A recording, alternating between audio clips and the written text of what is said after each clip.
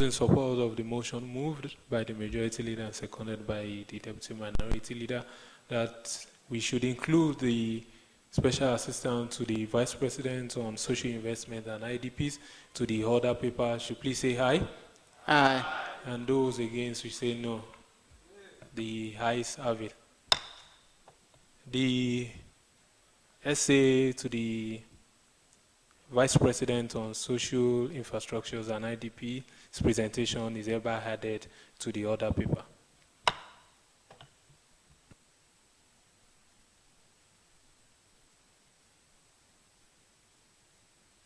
Leader, please bring them forward. Mr. Speaker, honorable colleagues, I hereby move a motion to admit into this chamber. I hereby move a motion to admit into this chamber representative of the Vice President or the President following the presentation to the House. As we move. I, Honorable Barrister Lily Carol Nabuife, representing the Anambra South Senatorial District, do hereby support the motion moved by the Majority Leader. Thank you.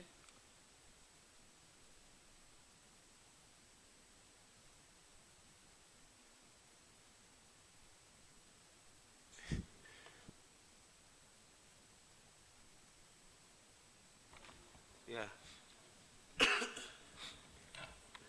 Distinguished honorable colleagues, if you are in support of the motion that allows us to admit the essay to the President and to the Vice President on social infrastructure and IDPs, please say, to this hallowed chamber, please say aye. Aye. And if you are against, say no. The ayes have it. Majority Leader, please usher them in. Mr. Speaker, honorable colleagues, essay.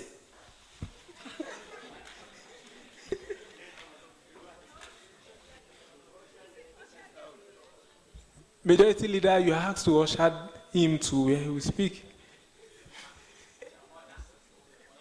Okay, the essay to the Vice President is hereby invited. Please step forward for your presentation. Yeah, before he comes, let me quickly inform us that following requests by members on several complaints they've been having on Empower, we know this scheme was one of the federal government's initiatives to ensure that people are taken off the streets by being paid stipends every month. And we believe that it has had its own challenges, shortcomings, and we believe as a parliament that represents the youth, we should clinically analyze this and put forward our recommendations to the federal government and the leadership of the National Assembly. So please let us be attentive, and after his presentation, he's going to be answering questions from the parliamentarians. Thank you. You have the floor, sir.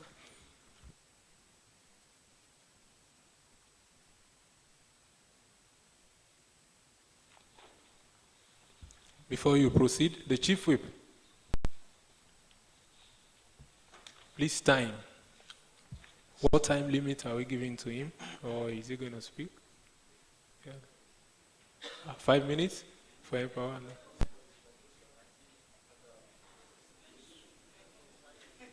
No, let's make it 20 minutes, please. Chief Whip.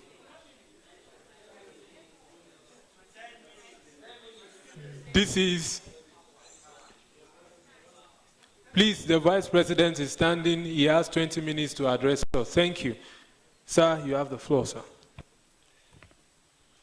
Good morning, Good morning, Right Honorable Speaker and honorable members here present.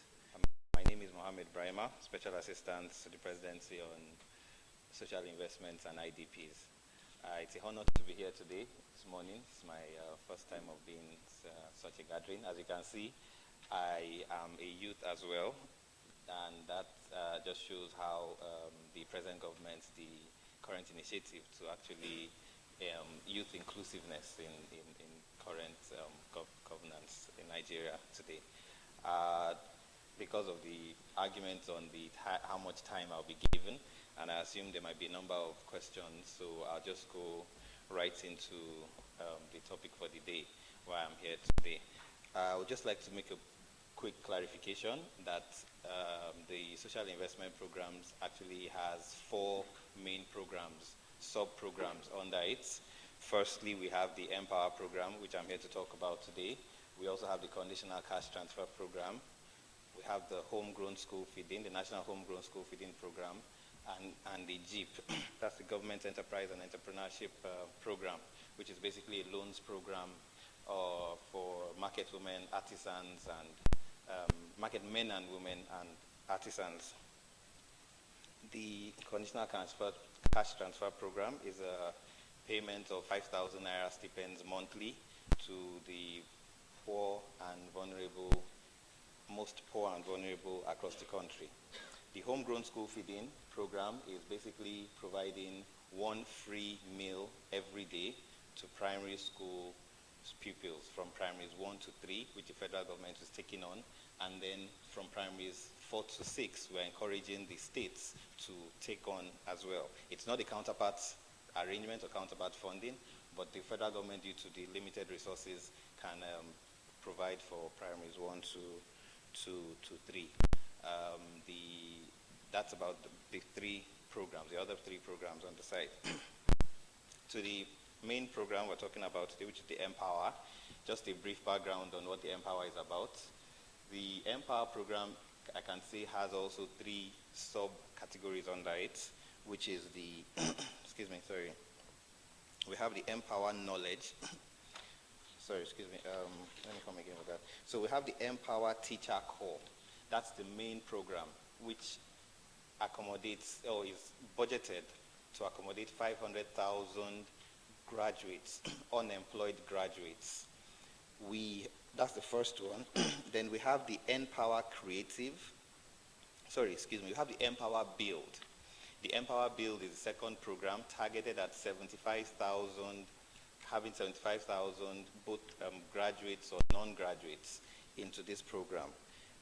And the third one is the Empower Knowledge, which is targeted at 25,000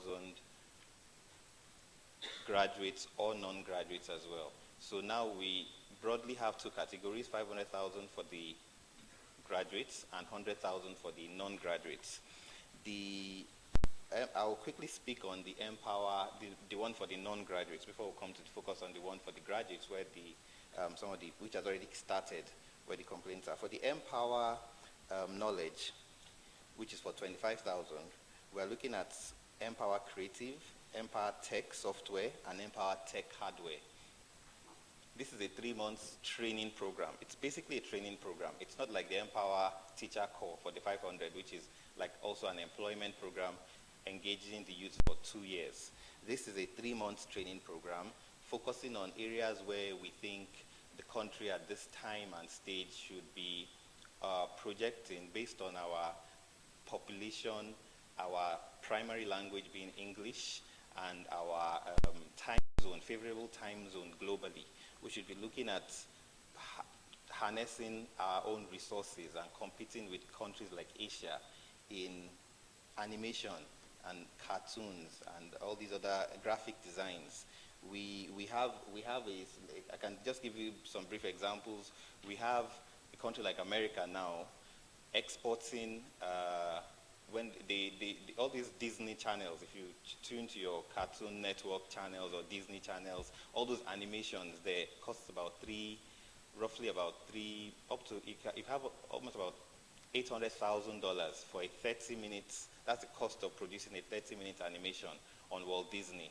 Now, because of the high cost of labor in America, they export this program, they write the scripts, they can write the scripts in America and then send these scripts to Asia, India in particular, for them to actually do the animations there, which costs about $800,000. Now, in India, their primary language is not English. In India, their time zone is not necessarily favorable. We have youths here, we need to start focusing on little things like this. If we start early with this type of trainings in mass, so we're looking at about 5,000 that we're focusing, 5,000 youths focusing on to create young creative talents in animation, graphic design, post-production, and script writing. These are services we can end up exporting, and we were talking about diversifying the economy. We can tap into resources like this. So we have the Empower Creative, the Empower Software Tech. That's basically software developers, encouraging software developers, giving them a platform where they can work from. And we have also the Empower Hardware, laptop repairers, phone repairers, and other stuff like that. That's why we have just 25,000 focusing on that now. To not take too much of our time in that, the Empower Build basically is just, like I said, for artisans, like the plumbers, like the, nowadays we go to Cotonou to go and bring in POP or tilers. When, in Nigeria here, we can compare our population to a country like Benin Republic and other countries. You have a plumbing problem now, and you bring a plumber and he's working on the problem for 2 days. He's not able to fix it. But if you bring an aged plumber, he might probably get it fixed faster. So we think there's a dearth in knowledge at that level where we need to retrain our artisans in that field. So that program is going to be, speaking with the Julius Bergers and other building and construction companies to engage the trainees after they are done with their training. Now to the Empower Teacher Corps, which is the main program addressed to 500,000 graduates. We have it's in 3 categories. We have the Empower Teacher Corps, which is the educational, which is those who are going to be deployed to schools, primary and secondary schools, to support as teacher corps staff, like the way corpers, National Youth Corpers, are deployed across the country. And then we have the Empower Agro. That is for agric extension workers who are going to be deployed to farmlands, to farmers, to support farmers, teach farmers, educate farmers on the type of seedlings, the type of fertilizers, the type of soil they are using, also gather information on what soil types we have across the country properly, not at state level that we have now, and other work like that. And then we have the N-Health, which is basically those who are going to be deployed to primary healthcare centers to support the basic immunization, antenatal care, postnatal care, and other things like that. So basically, in a nutshell, we can say that Empower was created to address the challenge of youth and unemployment by providing a structure for large-scale and relevant work skills acquisition and development, while linking its core and outcomes to fixing inadequate public services and stimulating the larger economy. Now, the program has kicked off due to the, like I said again, limited resources. The 2016 budget, it appropriated, I think, 500 billion naira for the social investment programs. Unfortunately, the programs kicked off late. We were not able to access, or were not able to access more than $80 billion naira, which came in towards the last quarter of 2016. So we started with an initial 200,000 graduates across the country. We intend to continue the next phase. The portals will be open sometime next month for additional 150,000 to also register. Currently, with the status of the 200,000 who have registered in the first stage of the portal, we had a bit of challenges, if you remember, during the registration, because it's an online registration, strictly online registration.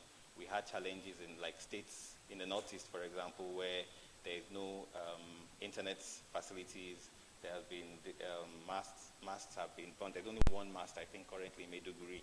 So we still did not want hard copies of forms to be sent in, because there's sometimes some of these programs can be politicized. You have where some people in the states can say they are selling the forms, for example, maybe 5,000 naira per form, or other challenges. So we wanted to, as much as possible, stay off using forms.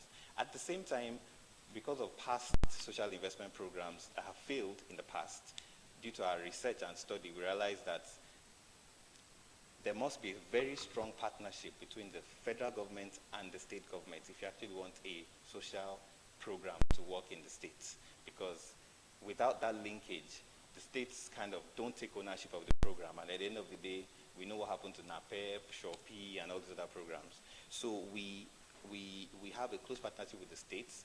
We wrote to all the state governors to actually nominate focal persons from the states who will be dealing closely with the social investment programs office in Abuja. Now, upon commencement of the program, we realized that because it's an online program, and we're trying to limit, what do I call it? Because of limited resources, we have to really manage, how we scale up across the country. So because it's an online application, like I said, for places where there's challenges in registering, we allowed, you can actually fill a hard copy form and upload it on any system. So like in Maiduguri, for instance, we have situations where some distinguished senators helped in printing out forms free and distributing their constituencies. So the youths there who could not have access to internet filled it on paper, and they brought it to Maiduguri, to the cyber cafes there, and then uploaded it. So we in Abuja still receive it, uploaded on the portal. Now the next phase, because you have people registering, issues like that were required, like BVN, for example. Your BVN number, a lot of people, initially there was a bit of skepticism even when they started this program. People thought, one of those programs again, it's not true, let's wait and see what will happen. So things like BVN, some people put their mother's BVN, or their brother's BVN, or their sister's BVN. That's one. Let's know. I'm just gradually going to the problem while there's a bit of issue from states or in payments is arising. Some people, even their account numbers, they put their brother's account number, their sister's account number, their friend's account numbers, so when they were filling these forms. Thirdly, we had to do a physical verification after filling these forms, because you can't just upload something on the internet and then, because of that, based on that, those who have been taken, even though there's a virtual test, you are admitted into the program. So we worked closely with NOA, because they have footprints across the 774 local governments in the country, National Orientation Agency. So we worked closely with NOA. We said the NOA should partner with the state focal persons from the state government and do a physical verification, confirm the qualifications of all those who have, they are graduates. So you should be able to present your certificate, present your, come in person, let's know this is who you are, identify yourself. So there was a physical verification exercise. Also, I would like us to note that we didn't do this program focused on your state or your local government of origin, but rather your local government of residence. Because we have issues, we all know we need to really, we're a unified country. Let's not, cut out those who are living in, so we had issues where, we have a lot of people who have migrated, NYSC corpers, for example, in Jigawa, who are from Oshun and are happily settled in Jigawa. They don't want to go back to Oshun. We have to give them a chance. So you'll be deployed. Your place of deployment will be, the main focus will be on your address, your residence, your local government of residence. That's where you'll be deployed to. Now, when the problems initially came up, we had issues where no payment. So what happens when you don't receive your payment? You have to go and update your verification with the focal person in the states. NIBS, Nigerian Interbank Settlement System, that is where those are the ones, those are responsible for the BVN. So they help us verify. There has to be a unique identity, and that is the BVN number. This is the unique identity. So we know we are not paying to two people. We know issues of, like, for example, the amnesty program, for example, where you have payment issues, they pay the commander and then he now, or they pay, there were issues there. So this time, payment comes directly from the Federal Minister of Budget and Planning, where the Social Investment Funds is housed, to the beneficiary account. So there is no middleman that takes 5,000 naira and gives you the remaining 25,000 naira, or issues like that are cut off. So most of the challenges we are having with payments has basically been from non-verified records. States move at different paces. So you can have a state who within a month has completed the verification process to announce by text message and other means to all the beneficiaries that if you have any issues, you presented the wrong BVN number, a wrong account number, kindly come to probably local government, secretariat, or wherever it's closest to you and re-verify your account details. This is now sent to the head office, which is in turn sent to NIBS, and these are where payments are effected. We have taken note that at a certain point, you may have been working, have been deployed, and we have your wrong details. Your arrears will still be paid. Arrears are still paid, so it's not as if we take cognizance of this.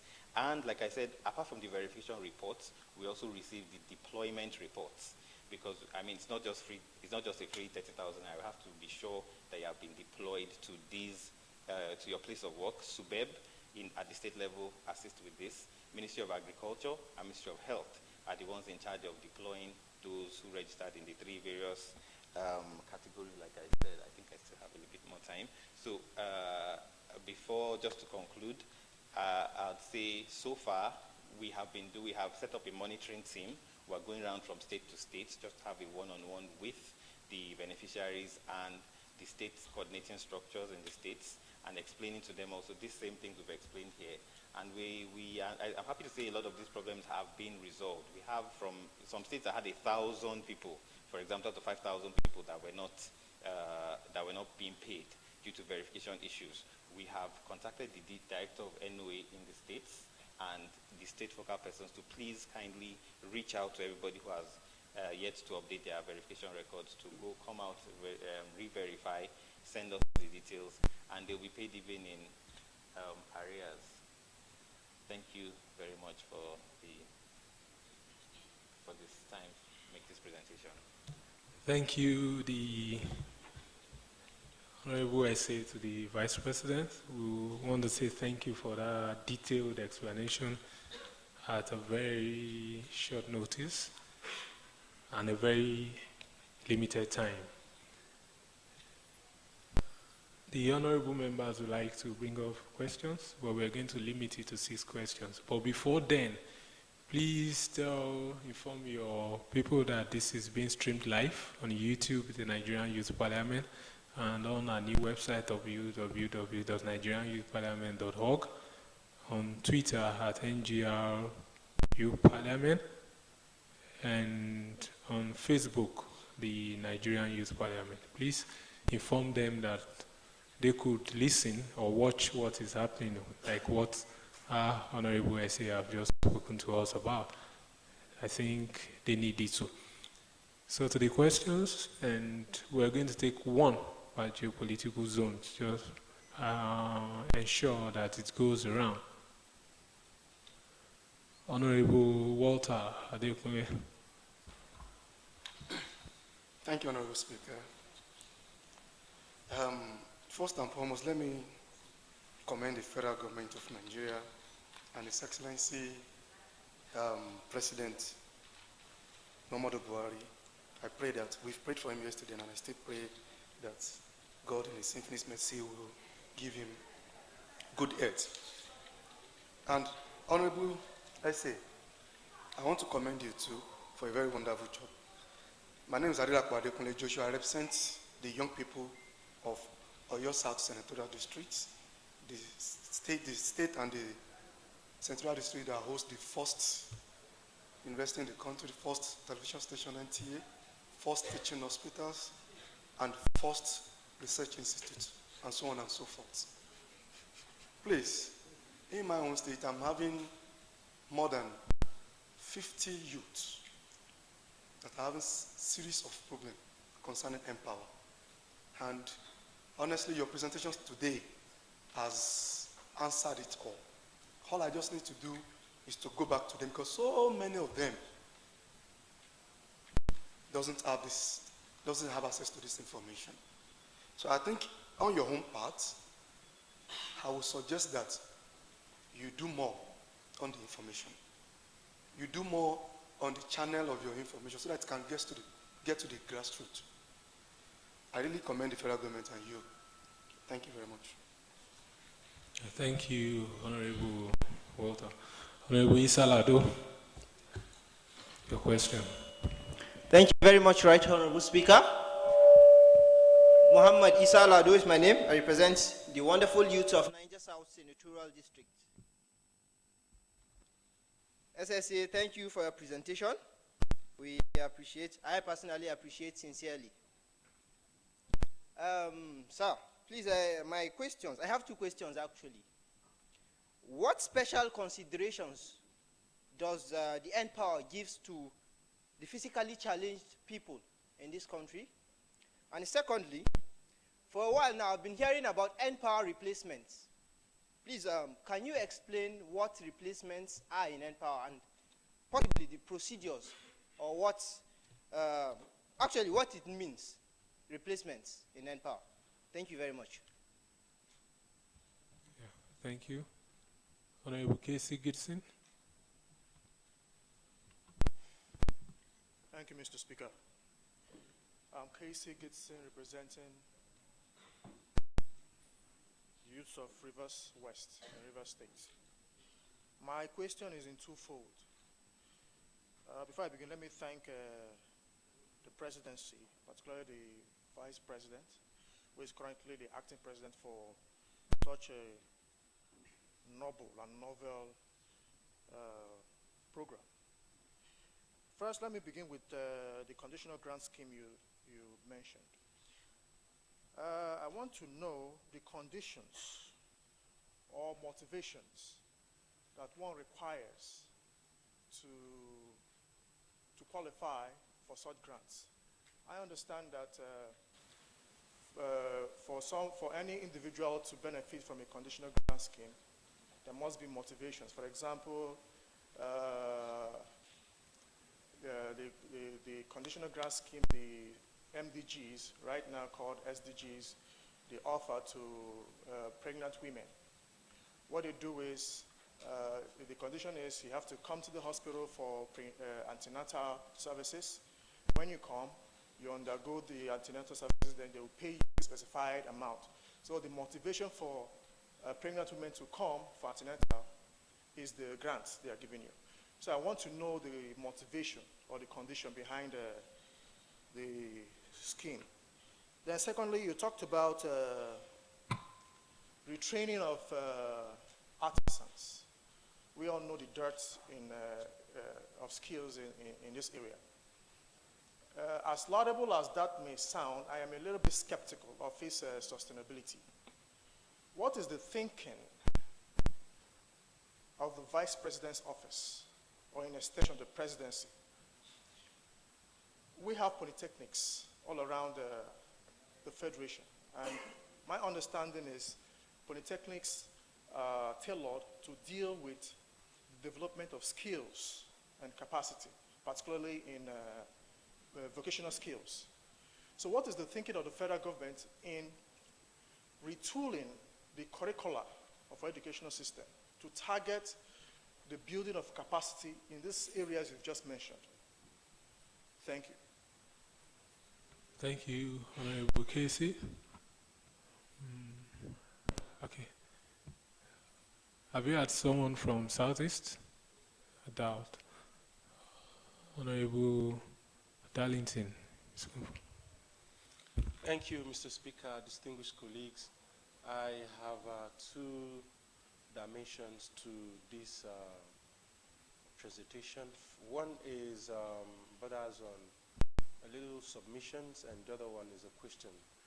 And to the Honorable SA and N-Power, I wish to charge your office to ensure an inclusion of reputable youth bodies that will offer critical assistance to the N-Power state. Sorry, I didn't get that. Sorry. I said you should ensure inclusion of reputable youth bodies that will offer critical assistance to the N-Power focal persons in coordinating the programs at state level. This is because the information regarding the N-Power is a little bit way to not trickling down to the rural population. And this is going to ensure an inclusion, galvanization of the target population at all stratas. And it will also help to generate relevant and viable information and offering same relating to the success of the program. And then the question is, what are the arrangements on ground by your office and the coordinating team to ensure that the rural population, which constitutes the vast majority of the Nigerian population, that they are included in this program? Observing the fact that there's limited or no access to internet facilities. Thank you, Mr. Speaker. Thank you, Honorable Bello Karaye. Thank you very much, Mr. Speaker, and thank you very much, the SSA, to the Vice President. You already bring a wonderful presentation. Thank you very much, and welcome to the Hello Chamber of the Nigerian Youth Parliament. My question is, what is the present status of the NPOWER program presently? Number one. Number two is, what is the special offer and consideration you are going to give to the Nigerian Youth Parliament, being we are representative of the Nigerian youth? Thank you very much, Mr. Speaker, for this opportunity. Thank you, Honorable Bello. Your question is very, very on point. So, the Honorable Ibrahim have just informed me that he has delegated his question to the Chairman, Ethics and Privileges, which is going to take the last space. No, second to the last space. Thank you. Mr. Chairman? Speaker, observation, please. We have to be gender sensitive. The ladies are raising their hands and you are not... I have not called you, sir. The observation is overruled. The Chairman, Ethics and Privileges, please. Let's have you. Thank you very much, Mr. Speaker. The representative of the Vice President, I have these issues to talk about. One is that on the issue of IDPs, I think you also cover that. There is the rise now in the cases of rape and unwanted pregnancies in those camps. What efforts are you making to make sure, to ensure that those people who have found themselves in that unfortunate situation were not abused, as the case is now? Secondly, I know that, as you know, this parliament have representatives from all the constituencies of this country. And I believe that one of the gaps, as I keep saying and I keep discussing with distinguished colleagues, in the policies in this country has always been the needed collaboration with key stakeholders in making sure that some of these things are done properly. I want to believe that you may need to still go back and review some of the approaches you are taking in implementing some of these policies. I understand that you are collaborating with the state governments, but I want to believe that some of these issues of or complaints coming from across states, particularly from the youth, wouldn't have arisen if, for instance, the Nigerian Parliament is integrated into the whole program, so much so that they take care of issues relating to youth in their own constituencies. And I believe that that will help a lot in making sure that some of these problems of non-payments. When I went out now, I was, one of my constituents came to me some times ago with a petition on non-payment of this Empower program, that he was posted to a secondary school. That is the Empower Teacher program. but that he has not received payment. But the information I got now has to do with, I can't remember exactly what happened then, but he brought a petition that he want me to look at the petition and see whether it is okay that he can submit it. So I was not after the details then, and I didn't know that I would have this chance to raise some of these issues.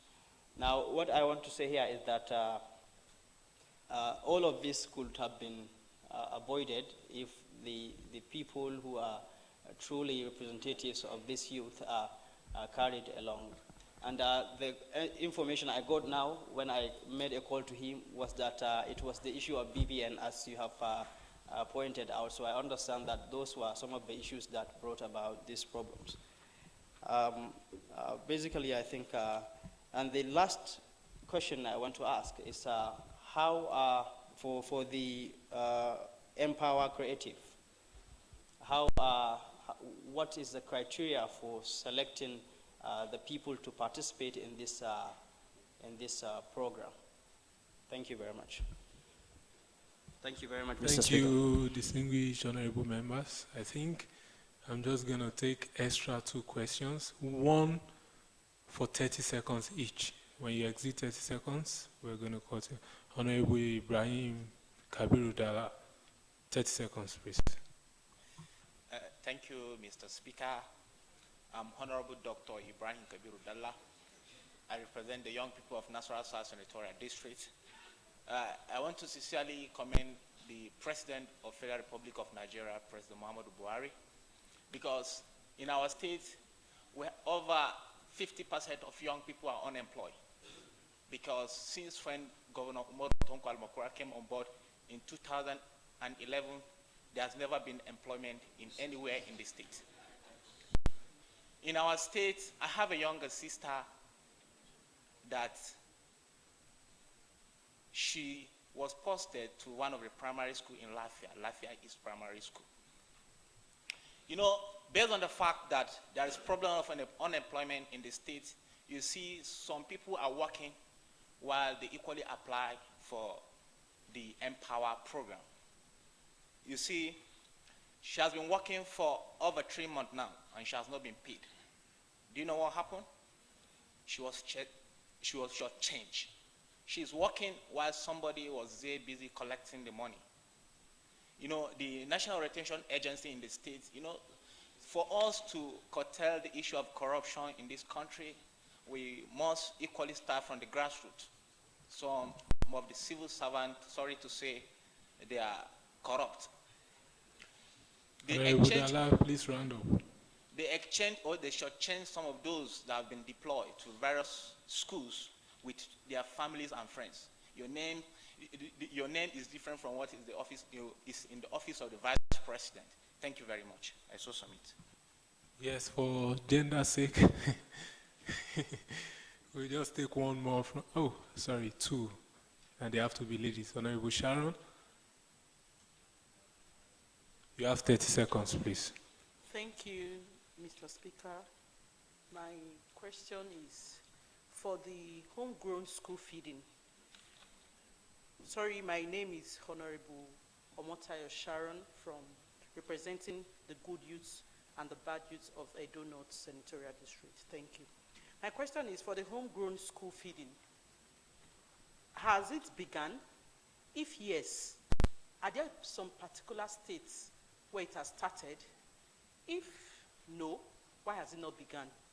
Then my other question is for the Empower. I think we'll suggest that they create emails where that's dedicated state emails where they can channel complaints or things that should be done. Why the other one? An app to update the Empower program. Thank you. Yes, the last question.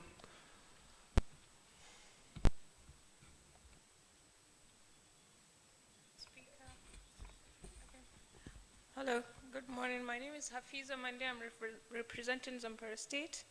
And then my question is to the guest of the house. Hello? Okay. My question is, please, how do you ensure that every every youth, not only from the constituencies or everywhere that this program, I am very sure that many of Nigerians do not know this program is going on, is because, I'm sorry to say, but the method of your information has been restricted. Let's just be clear, even if we use Twitter every day, but we still have a data that says many millions of Nigerians do not have access to the internet as much as we think they do. So I think radio has still been the only major form of communication.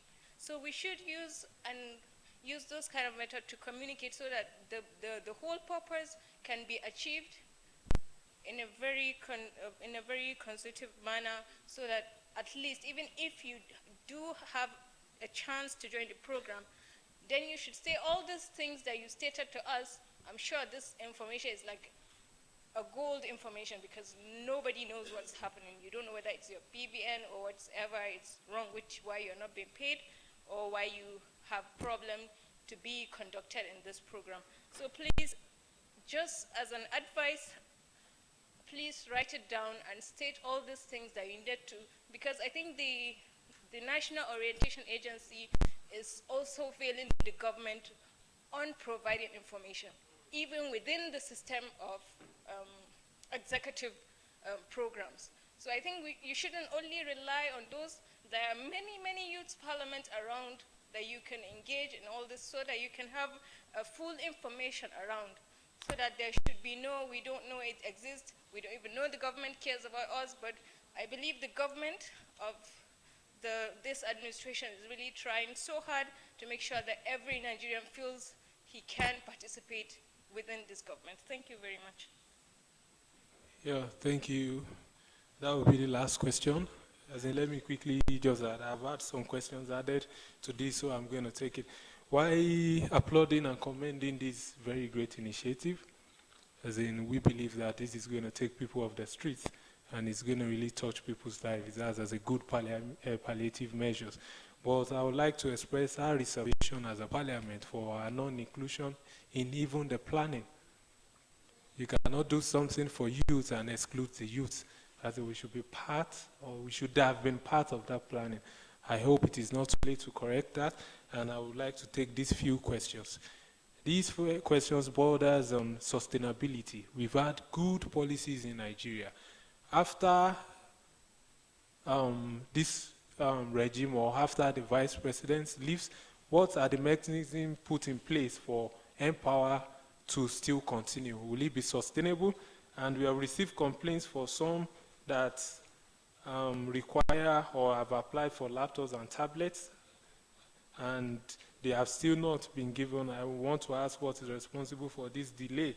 And for those that are on the creative training of Empower, as in, are they just to be trained and let out? Is there any particular plans for them to be set up by the Empower scheme and to be monitored, and their progress being monitored, which we believe it is a very important one. These questions too borders on the sustainability. Shouldn't there be a separate commission to handle this, as we have seen that it is a very important project? Thank you. Thank you very much.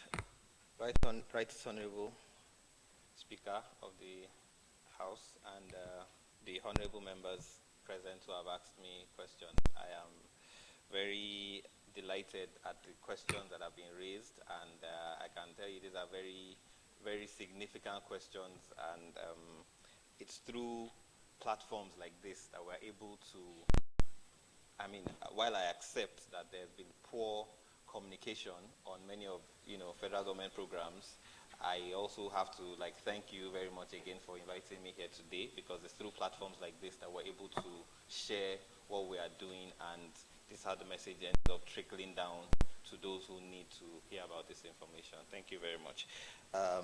Let me start quite a number of questions. I thought there were just going to be a few, but okay, I'll start with the first one from Honorable from Oyo South. You said 50 youth. You have complained to you about these problems, but now you have a clear sense. And then advocacy. Yeah, advocacy I think is one of the problems that have trickled down, cross-cuts across most of the questions. So we are working hard on advocacy. Like I said, 2016 was the year we really used to design the programs. We only got our budget late in the year, and we also, the Empower program, if you can remember, actually started in December, officially took off in December 2016. Now we have this year, I'm going to focus on advocacy, and we're going to focus on, we're now thinking about plans and strategies to partner with all the stakeholders to make sure the information about these social programs goes down to the grassroots.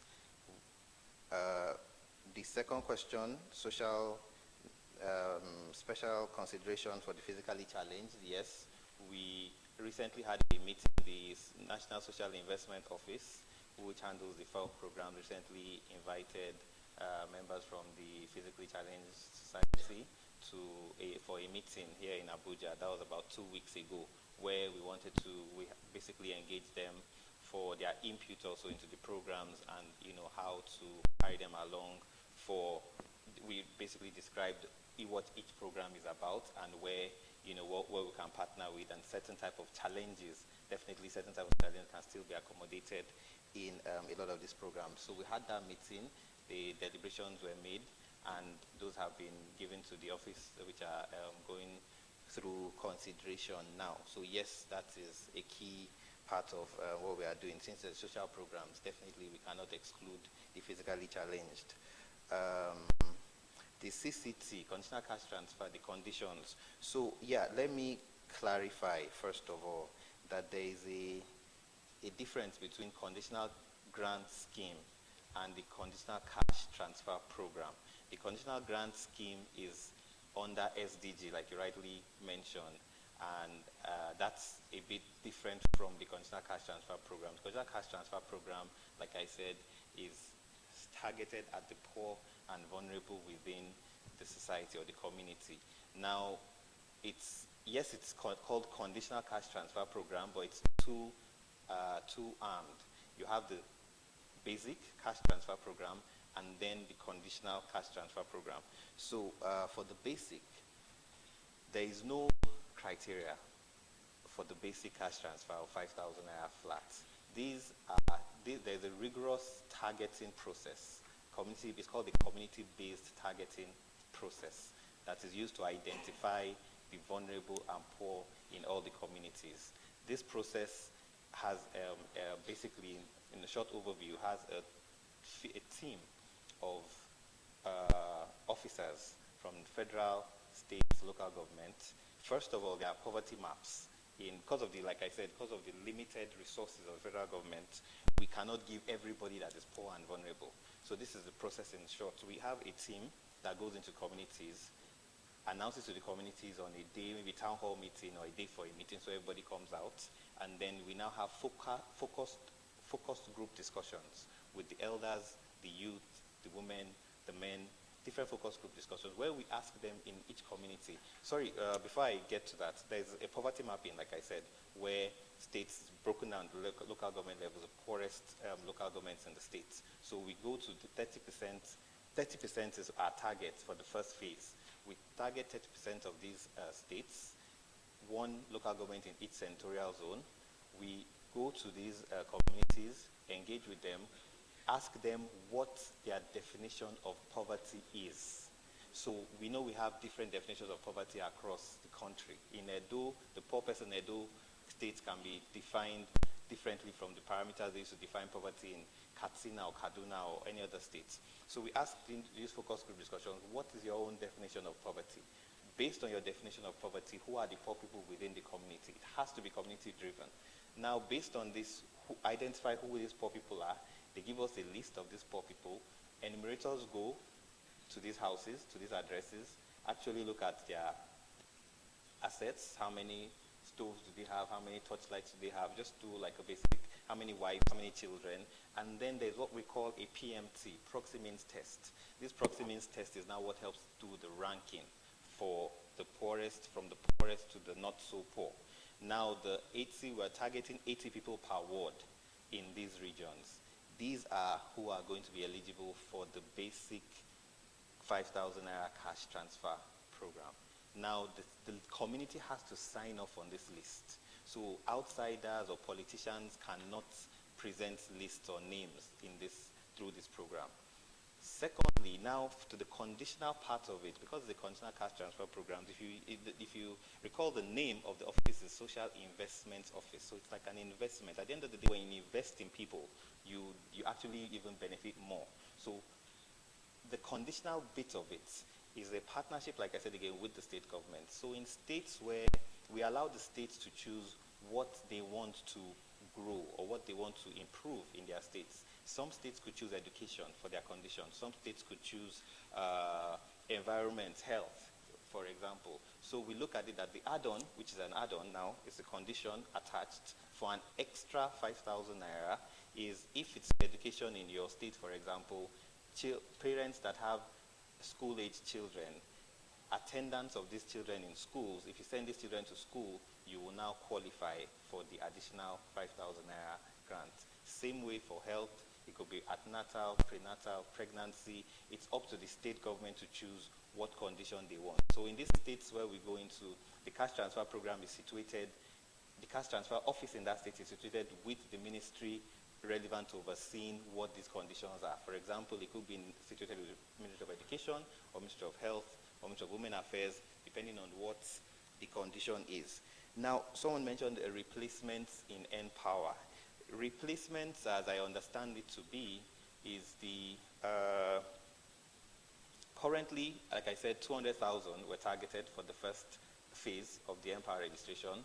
200,000 were selected. 200,000 were given admission into the N-Power program. But like I said, due to the physical verification process which we went through, we were gradually able to screen off those who did not actually have the qualifications, as they said, or were able to screen off those who just, did not turn up, even did not turn up for the verification. So we have free slots now where we are doing replacements to fill up, because already states were given their, particular number of allocations were given to states after the program, when the program started. So for like a state where you have 4,500 members in your state, and at the end of the day after physical verification, only 3,800 turned up, the extra 700 have to be replaced. Now the replacement, there's already a waiting list for those who were not taken due to the slots available, who are now taking the replacement, those to be replaced from that list onto to join to make up for the total of 4,500. Like I said, the next phase, which is for I think 150,000, is set to open hopefully by next month. Okay, training of artisans.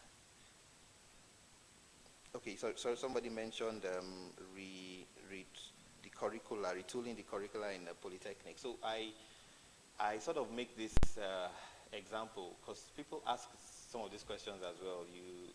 Regarding the homegrown school feeding program, for example, you say, or even this conditional cash transfer program, we have to look at there are two sides, the supply side and the demand side.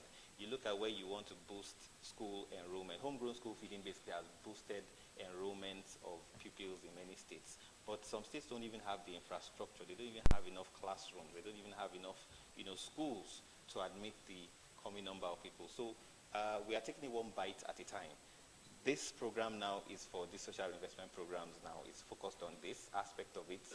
You as a state government or the relevant agencies who are to participate in the supply side, for example, like the infrastructure, ministries of works and housing, both at the state level and the federal level, who are supposed to do this aspect have to know, what their own role is, because it's a big picture. You might want to see, this is answering another question which was also asked later on, is that there is a steering committee for the National Social Investment Programs. Basically, all relevant ministries who have a part to play, so to speak, in these programs. Because like I said, carry everybody along. That's what we're doing now. We have the Ministry of Women Affairs, Ministry of Youth and Sports, Ministry of Education, Ministry of Health, Ministry of Agric. All the honorable ministers are members of the steering committee. So all decisions, so it's cross-cutting. So these issues are addressed in these meetings. We look at how what to do about these issues. We move on to, the next question, inclusion of reputable youth bodies. So yes, so like I said, this is why I'm here. I am not only here just to speak and not take anything away. I have also jotted down the important things to note, and I'm taking that back to the office. So inclusion or partnership with the National Youth is very key. It is important that we partner with you. It is important that we, going forward, it's never too late. Going forward, it's a learn as you go program. So a lot of things we are learning as we go, and you will definitely be included in, the design or the implementation as it may be for the program going forward. This is noted, and I'm taking that back to the office. The present status of the Empower program. So the present status, like I said again, 200,000 first batch, some about 100 and about close to, we are going to get all the 200 because there's a waiting list. So from the waiting list, we are going to fill up the gap for the replacement of those states who some people dropped out or some people did not turn up. So 200,000 currently now. States have deployed. States are in the process of deployment. Most states have deployed. Some are still going through deployment. Schools are on break now, so once schools reopen again, it will be another phase of where the teachers, beneficiaries of the Empower program will resume in their schools. We also have the healthcare centers. For the healthcare center, deployment is going on. Work has already started. From our monitoring that we've gone out to see now, work has already started. They are getting paid. What we are moving into now is an M&E, proper monitoring. Like I said, we have to monitor their attendance. We have to pay them as they attend. You cannot just be employed as an Empower beneficiary and sit at home. Unfortunately, we have issues where the state staff, the teachers in some schools, many schools have not received salaries. So definitely they are not going to hide, or they are not going to collaborate and not expose Empower beneficiaries who are receiving 30,000 from the federal government and then they don't come to school to teach. So definitely I'm sure a proper monitoring structure is being put in place now that will monitor attendance and payment from that as well. Empower Creative. There's a question on the Empower Creative, the criteria for the selection. So basically the Empower Creative, like I said, is under the Empower Knowledge, which is just 25,000. The Empower Creative, sorry. Okay. What's your second question? Sorry. Second question. Okay, what's the second question? Like I say, which Honorable Bello, you first you first raised up your hand before this. What's your second question? Thank you very much, Mr. Speaker. My second question is a special offer and consideration given to the Nigerian Youth Parliament, being we are the representative of youth, the entire youth of Nigeria. Thank you very much, Mr. Speaker, for the... Okay, thank you very much. Like I sort of added in my response to you that... Point of order, Mr. Speaker.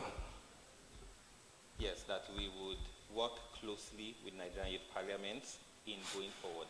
Now, when you say special consideration, I wish you could be a bit more explicit in what you mean by consideration. We, at this point in time, I would tell you, we are avoiding, what I call it, reasons for, we're trying to be fair as possible and as transparent as possible. So we're trying to give everybody equal opportunity to participate in these programs. That is how, that's how we believe that there will be enough coverage and benefits will be, there will be benefits across board.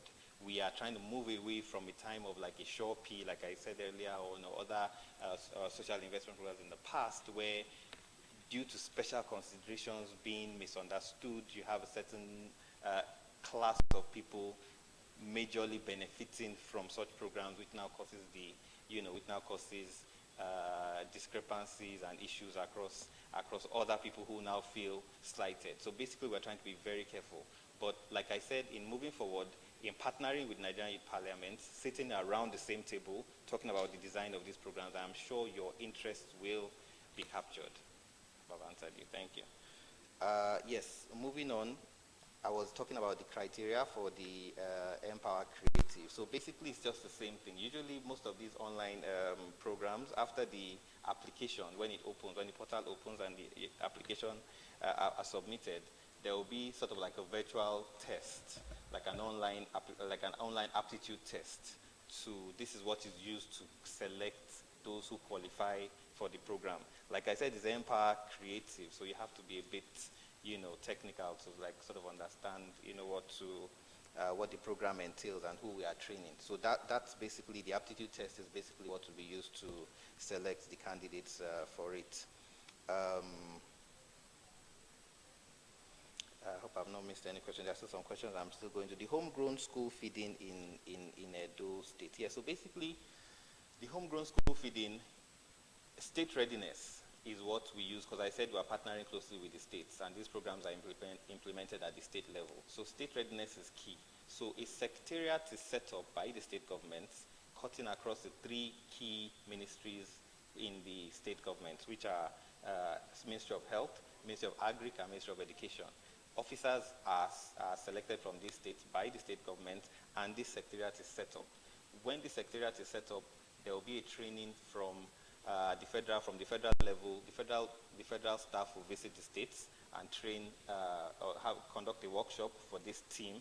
This team will sort of be the secretariat for the homegrown school feeding in the states. So basically, we've been moving phase by phase actually, but it's based on the readiness. All states, I can assure you, are aware of these conditions. I think an MOU is going to be signed by the states, by the federal office and the state team as well. Then hygiene, training on hygiene, cook selection, and all those processes are going to be some states currently are going through this process. Some have done and completed and have started. I think it started in over about 11 states currently in the country. Some are still going through this process I'm saying about setting up, and some have been scheduled to kick off later in the year. So that process, the state governments are aware, and it's ongoing as we speak.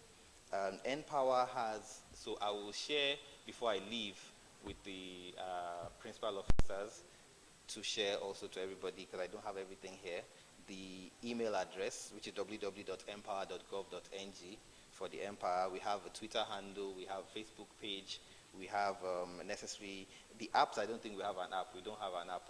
We'll put that into consideration to sort that out. Also, I think there's another question on collaboration with key stakeholders. Yes, so we have this. So collaboration with key stakeholders, like I said, we invited the physically challenged to Abuja recently and had a meeting with them.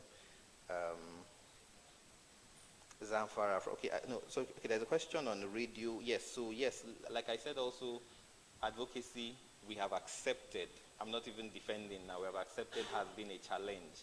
The advocacy has not been enough. We need to boost this. We need to reach the grassroots. We need to, all modes of communication, including radio, all modes of communication are going to be considered, and we hope, and even from meetings like this, where we have engagements like this, we hope, by the grace of God, this information about these programs will be disseminated right to the grassroots. States, sorry, just another question on, yes, and again, like I said, because the partnership with federal and states, what we're hoping on was sort of like a competition among the states. For the Empower program, for example, where you have an average of about 5,000 beneficiaries in a particular state, we're looking at a monthly salary. When you say 30,000, the monthly salary is 30,000 naira per beneficiary. If you multiply this by 5,000 people per month, we're looking at about a 200 million naira coming into these states monthly. This alone, you can just imagine the economic impact on these states. So it's about the states also, stepping up and trying to see how they can benefit more from these programs, have more beneficiaries from their states. There's no flat sort of basically flat number of beneficiaries per state. If you do your own in-house within your states, your own advocacy, your own communication to the grassroots in your state, and more applicants apply for the Empower program from your state, more beneficiaries come out from your state, more funds come to your state. At the end of the day, your state benefits. So innovations, we leave some of these communications to also to the innovativeness of the states, communicate and get the messages down to the grassroots. The last question, I think, if I've missed any questions, I'd like to, laptops and tablets. Yes, I didn't even mention this during the presentation. So there are tablets actually for the Empower beneficiaries. These are also the tools which the content which they are going to use to teach in the schools, and to the agric extension workers, primary healthcare workers is going to be put in, and also their own personal content, because it's a training program as well as, they were working as extension workers. So their own personal content for their own capacity building, for their own capacity development are also put on these tablets. We are in the phase of where they are selecting tablets now. We gave them a list of various tablets to select from. They are currently selecting tablets, and there might just be one or two delays in terms of disbursement. We understand the usual logistics and all, but this is ongoing now, and I think as we speak now, people have already started receiving their devices.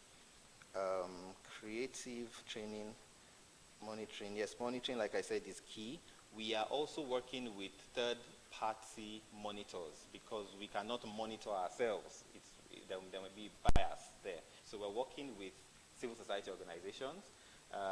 ActionAid is helping us coordinate civil society, NGOs in various states to serve as third-party monitors that will monitor the programs as well. Since it's a government program, civil society organizations we trust will do a good job in terms of monitoring the impacts, monitoring the selection, the targeting, the delivery, the implementation of these programs. And like I said again, there's a steering committee that cuts across all these programs. So we have Ministry of Youth, Ministry of Labor, Ministry of Health, Ministry of Agric, who are right at the federal level and the state level, who are partners and stakeholders in the program. So we hope that everybody's interests are going to be covered. I think I have tried my best to answer the questions. Thank you very much. Yes, sincerely, you have tried your best. Honorable, please put off your microphone. You've really done justice to this, and we are really grateful to have you here. So let me just put it to the House. Please, one House, please. Distinguished honorable members, may I have your attention. Honorable Maruf, please come back to the Hallel chamber. Point of order, Mr. Speaker. What order, sir?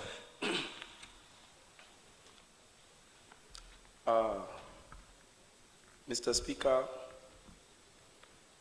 I am Honorable Emmanuel George, member representing Taraba North, and the Chief Whip.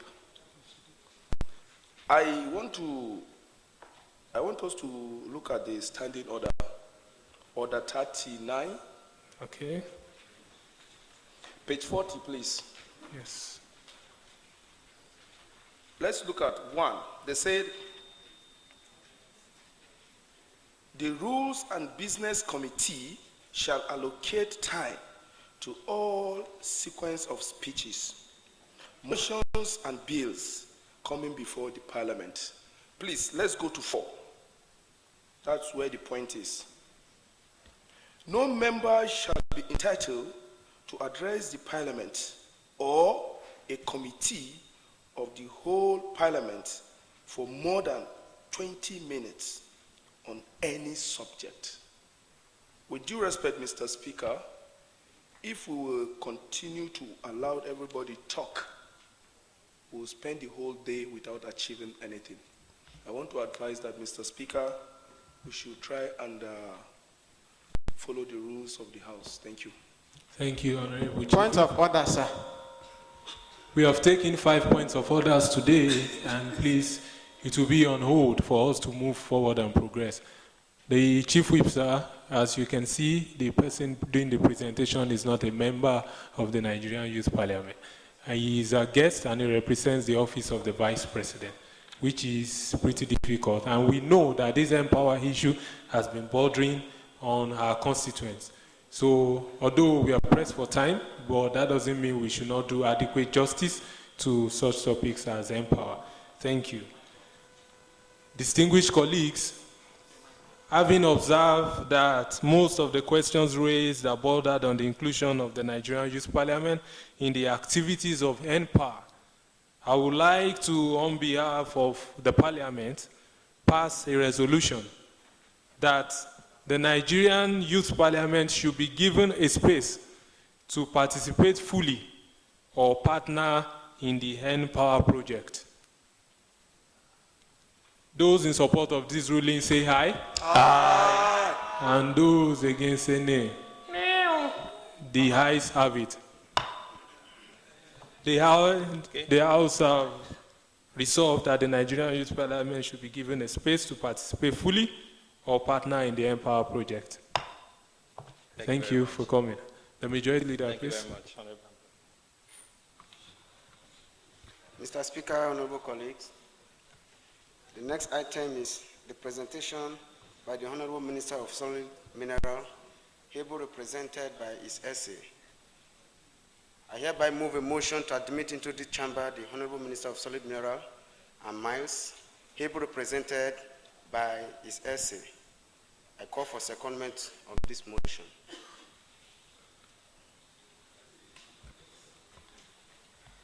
I, Honorable Barrister Lily Carol Nabuife, do hereby second the motion of the Majority Leader. Thank you. Distinguished colleagues, those in support of the motion that the essay to the Honorable Minister for Solid Minerals should come and address us, say aye. Aye. And those against say no. The ayes have it.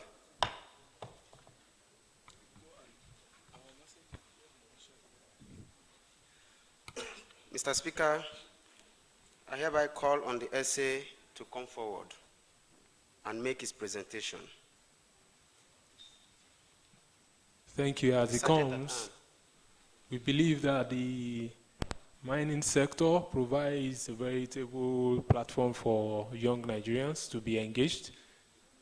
And we believe that that ministry have not been fully and adequately utilized. And we believe that so many of our youths in our various constituencies have questions to answer. So we present to the House the essay to the Honorable Minister to do justice on that for just 20 minutes. Thank you, sir.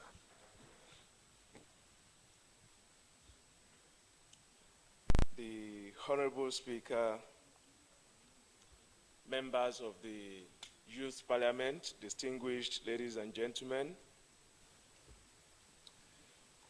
I stand before you this afternoon to represent the Honorable Minister before this House. Let me say quickly that the Honorable Minister has asked that I should apologize that he's not able to personally attend this briefing before you today. This is because he actually just returned this morning from a presidential assignment, and the timing for this session conflicts with another August conference where the Vice President or Acting President, permit me, is also making a presentation. Honorable Speaker, members of the Youth Parliament,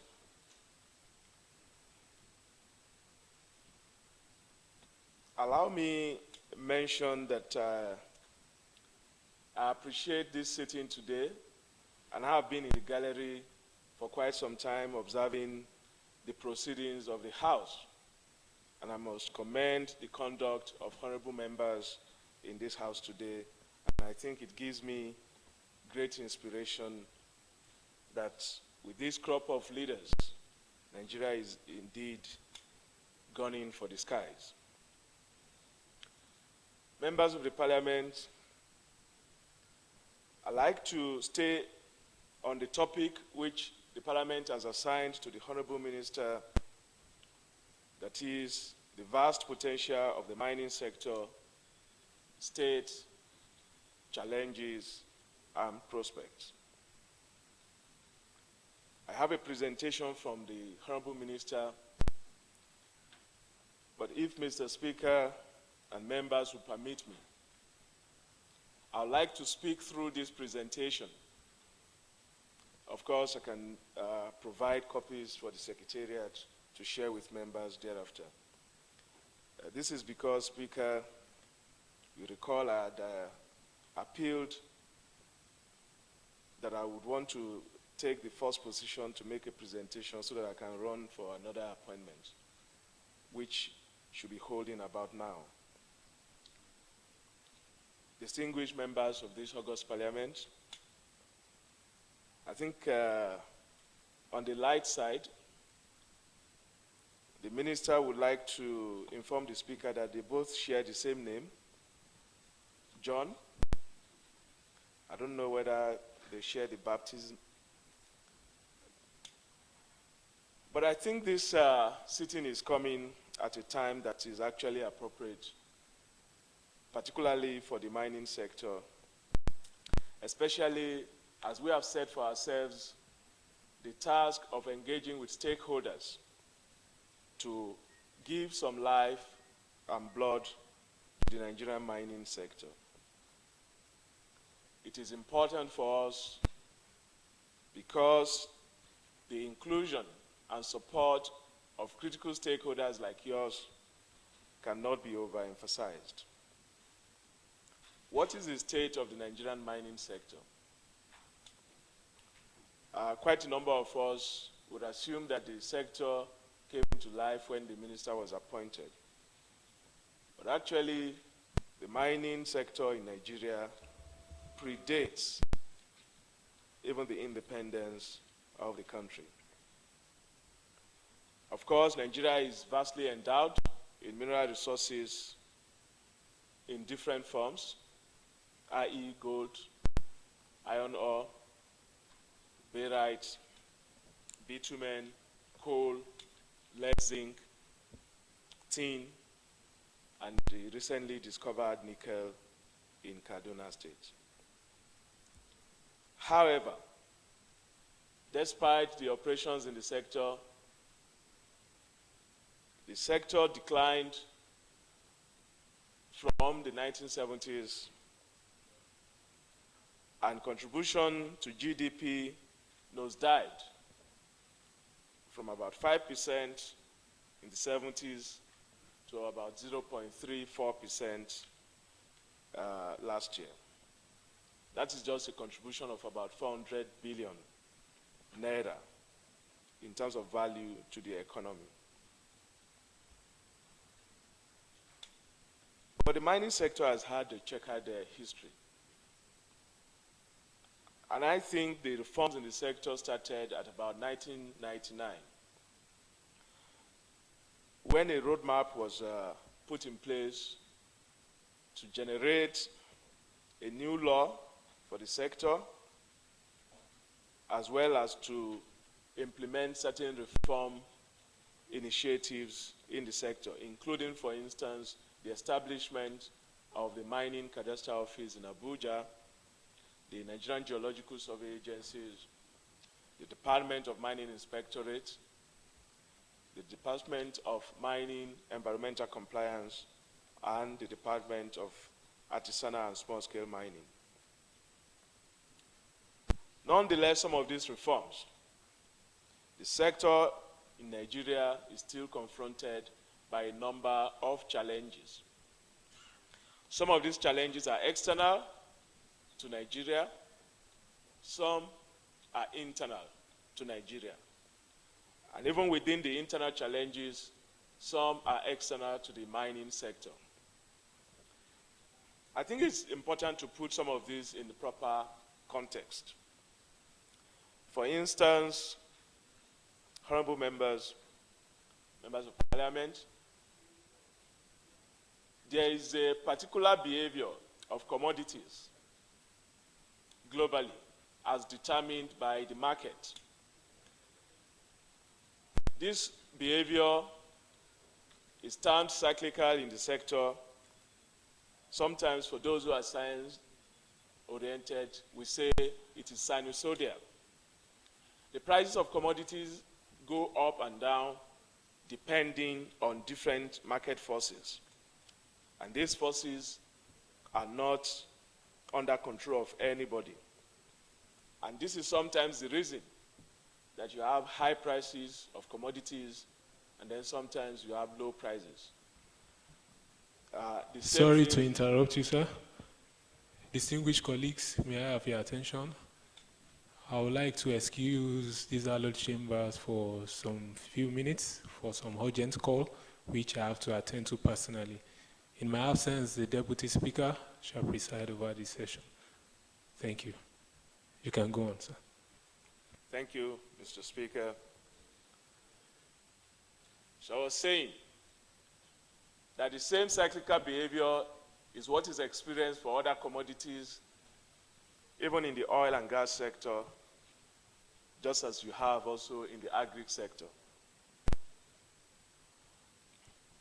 Now, what are the internal challenges confronting the sector?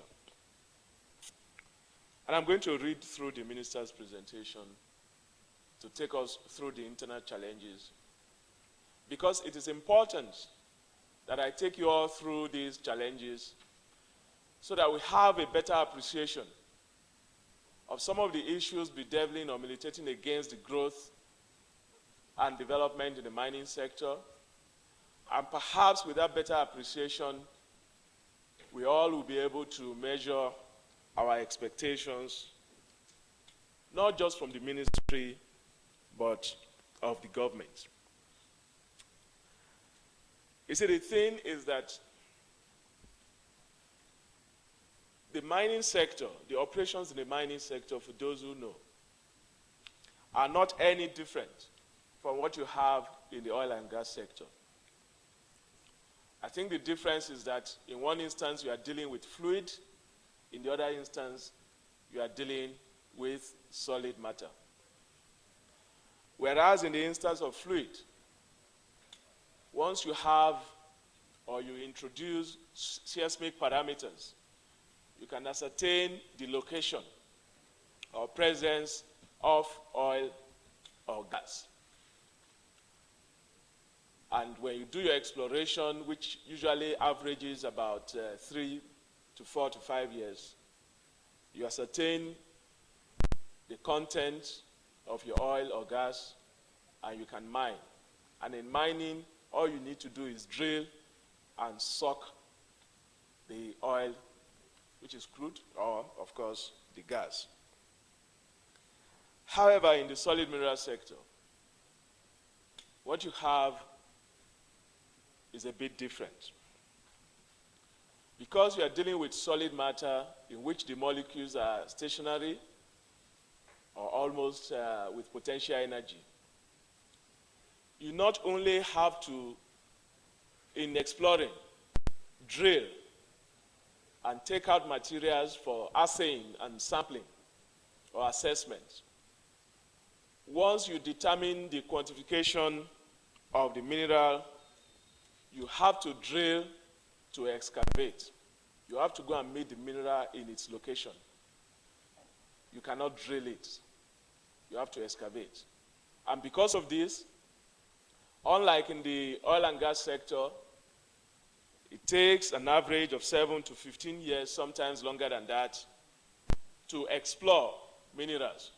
That is the period with which you determine what is underground, whether it is in commercial quantity or not, and the qualification of the mineral, whether it is in the kind of resource that is valuable to be mined. And because of this long gestation period, interest in the sector reduced.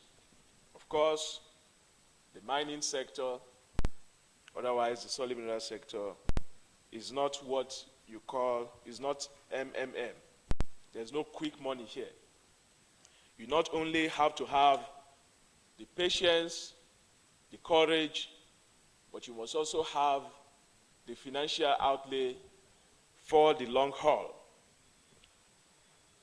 And despite all of this uniqueness in the sector, Nigeria is faced with peculiar challenges and you know you are fighting with or for investment with other jurisdictions that are also equally requiring such investments. So one of the key challenges in the sector is limited infrastructure. Distinguished honorable members, infrastructure is very key in achieving optimal mining operations. And what are these infrastructures? You need roads, you need railway to transfer bulk materials, you need special handling facilities at the port, apart from needing port services or port infrastructure. You need water for mining. Definitely, there's requirement for power to power the equipment in mining operations. Number two, there's a requirement for what we call investment-graded geological data, or what you say bankable geological information. This is required to de-risk the sector because there's need for assessment.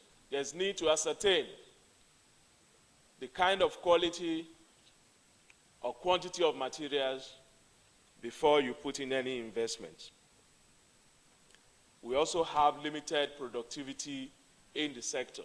A case where there is widespread productivity, widespread artisanal and small-scale mining operations, and some of these actually prevent big-time players from coming into the sector. There's also the issue of federalism, the contention between the federal government and state government in terms of ownership of land and ownership of mineral resources. These are constitutional issues that actually are at the front burner. Of course, there's the issue of the weak institutions in regulating and governing the sector.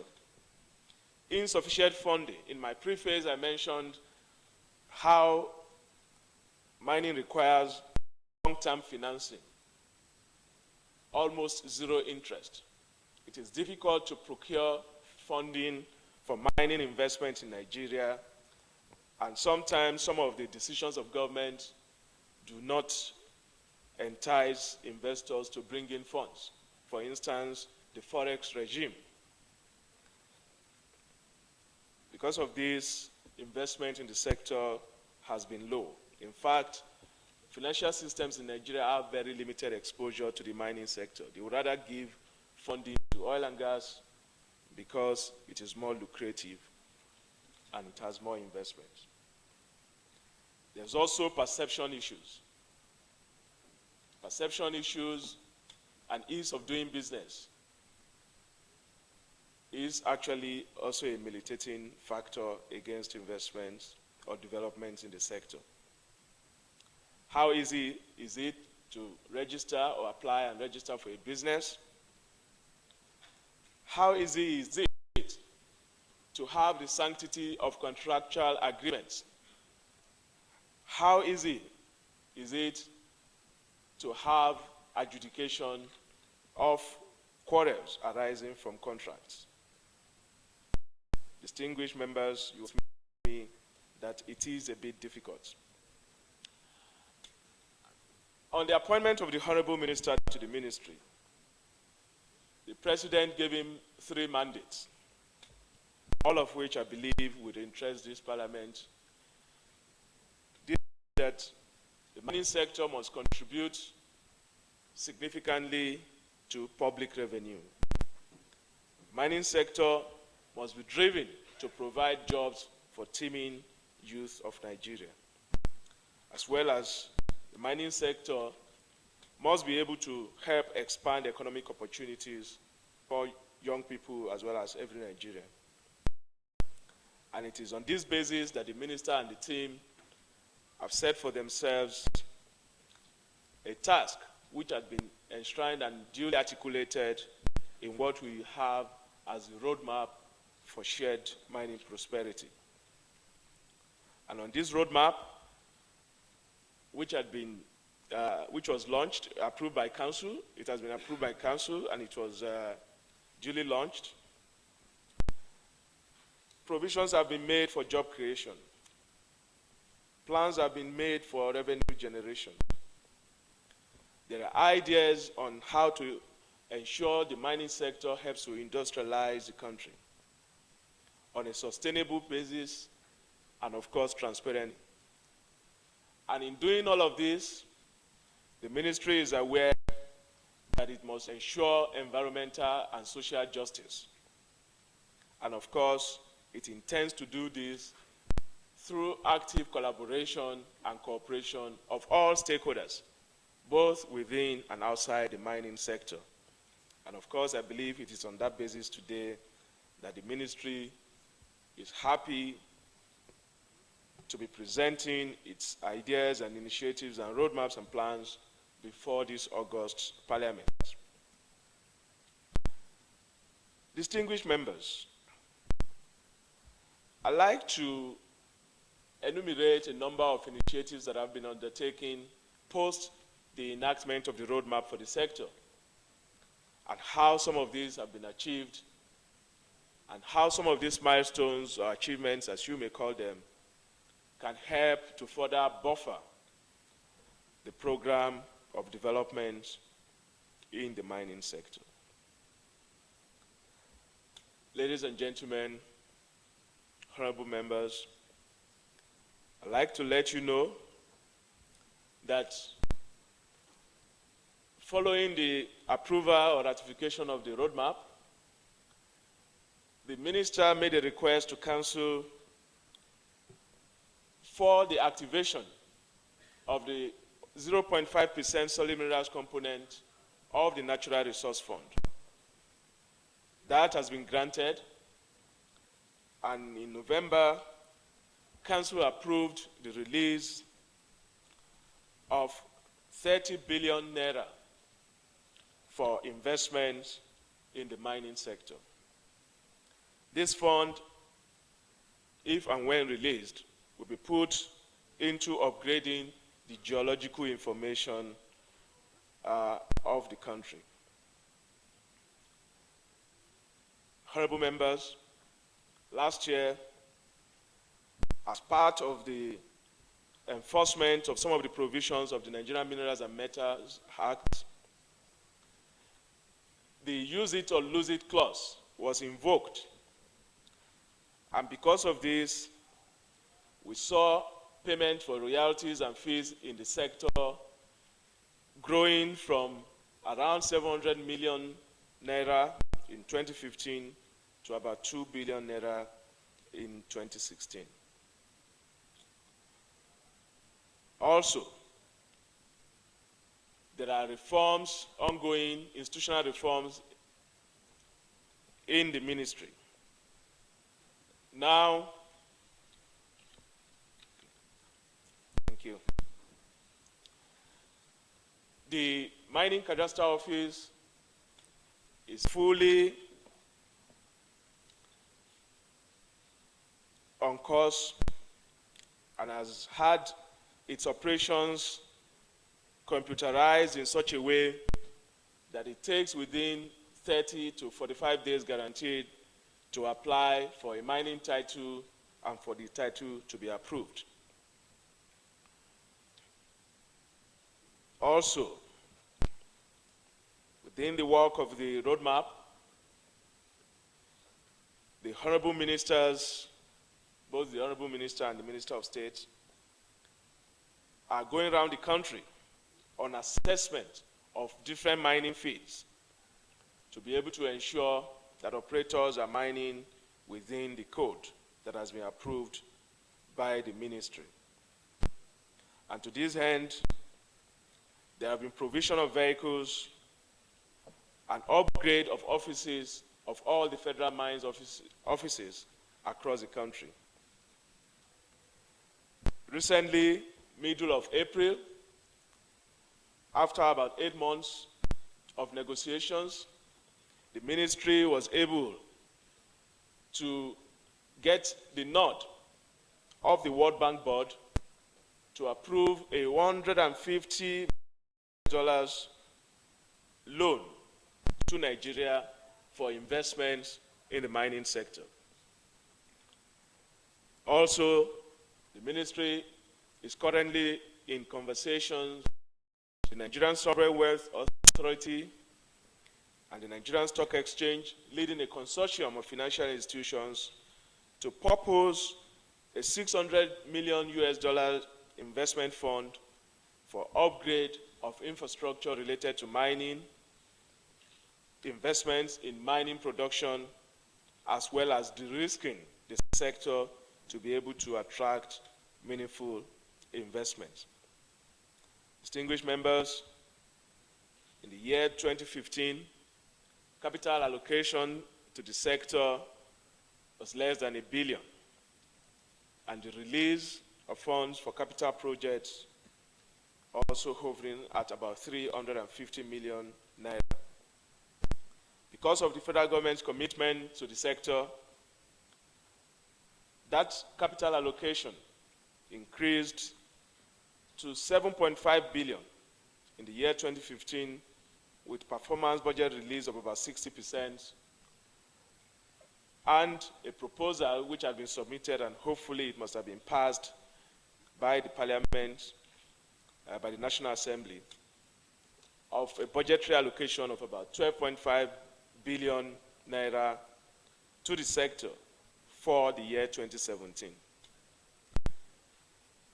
As had been provided in the law, the ministry has worked out an arrangement with the Nigerian Police Force, the Nigerian Security and Civil Defense Corps, other security systems, to establish what we call the mining police, to be able to guide against the stealing of our mining assets by unscrupulous elements.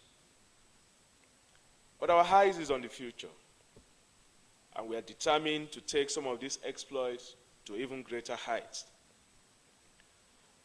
And I am sure members are aware that the recently launched Economic Recovery and Growth Plan of the federal government has the minerals and metal sector as one of the key drivers of our economic recovery. Let me also mention, distinguished members, that last year, despite the recession, the mining sector, just like the agri sector, were the only two sectors that continued to experience growth. Also, whereas the agri sector grew at about 4%, the mining sector was consistent at about 7%. This is, of course, because the minister and his team have religiously committed themselves to implementing the roadmap that had been set for the sector. Let me mention in closing that there's a renewed commitment to the reactivation of our coal projects for the purposes of resolving the epileptic power problem in the country. Hence, we are moving towards the mining of coal for power generation in Nigeria. And still in related systems, there's renewed commitment, and we're now moving towards the completion of some of the concession processes that started in 2008 for the bitumen project. Distinguished members, hopefully soon, and very soon I believe, we would have the first asphalt plants being established in the bitumen zone in Ondo State.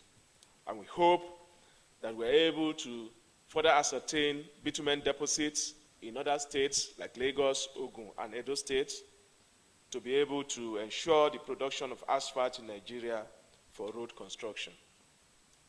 In fact, one of the beauties of the bitumen in Nigeria is that it is of high grade, and it is a type that is applied for the construction of tarmacs for airport projects. Honorable Speaker, members of parliament, distinguished ladies and gentlemen.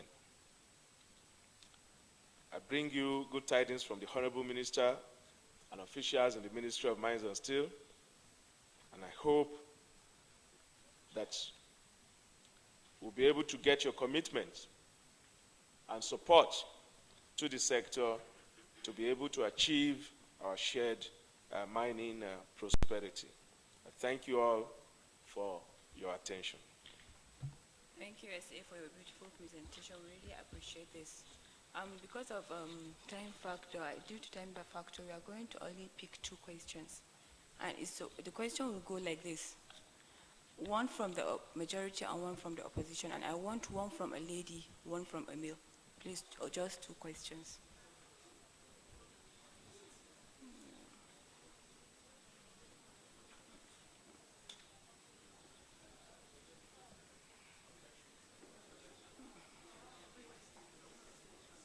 Okay, we are going to take like 4 questions.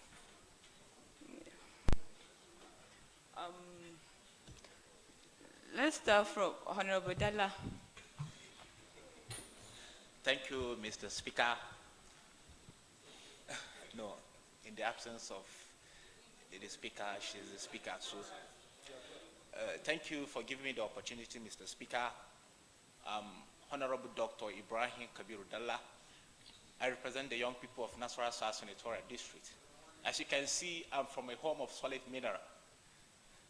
You know, since the advent of the crude oil in Nigeria, the agricultural sector and the mining sector has been neglected for a long time, if not for the coming of President Muhammadu Buhari in 2015. My question goes like this. In Nasarawa State, we have like barite, silica, clay, and other solid mineral. But one of the challenges we are facing as a state is lack of funding. I don't know, since the coming of the Honorable Minister, Dr. Kayode Fayemi, I don't know what has been put in place to overcome these challenges in the state to fund the state government or some of the company that engage themselves in solid mineral. Thank you very much.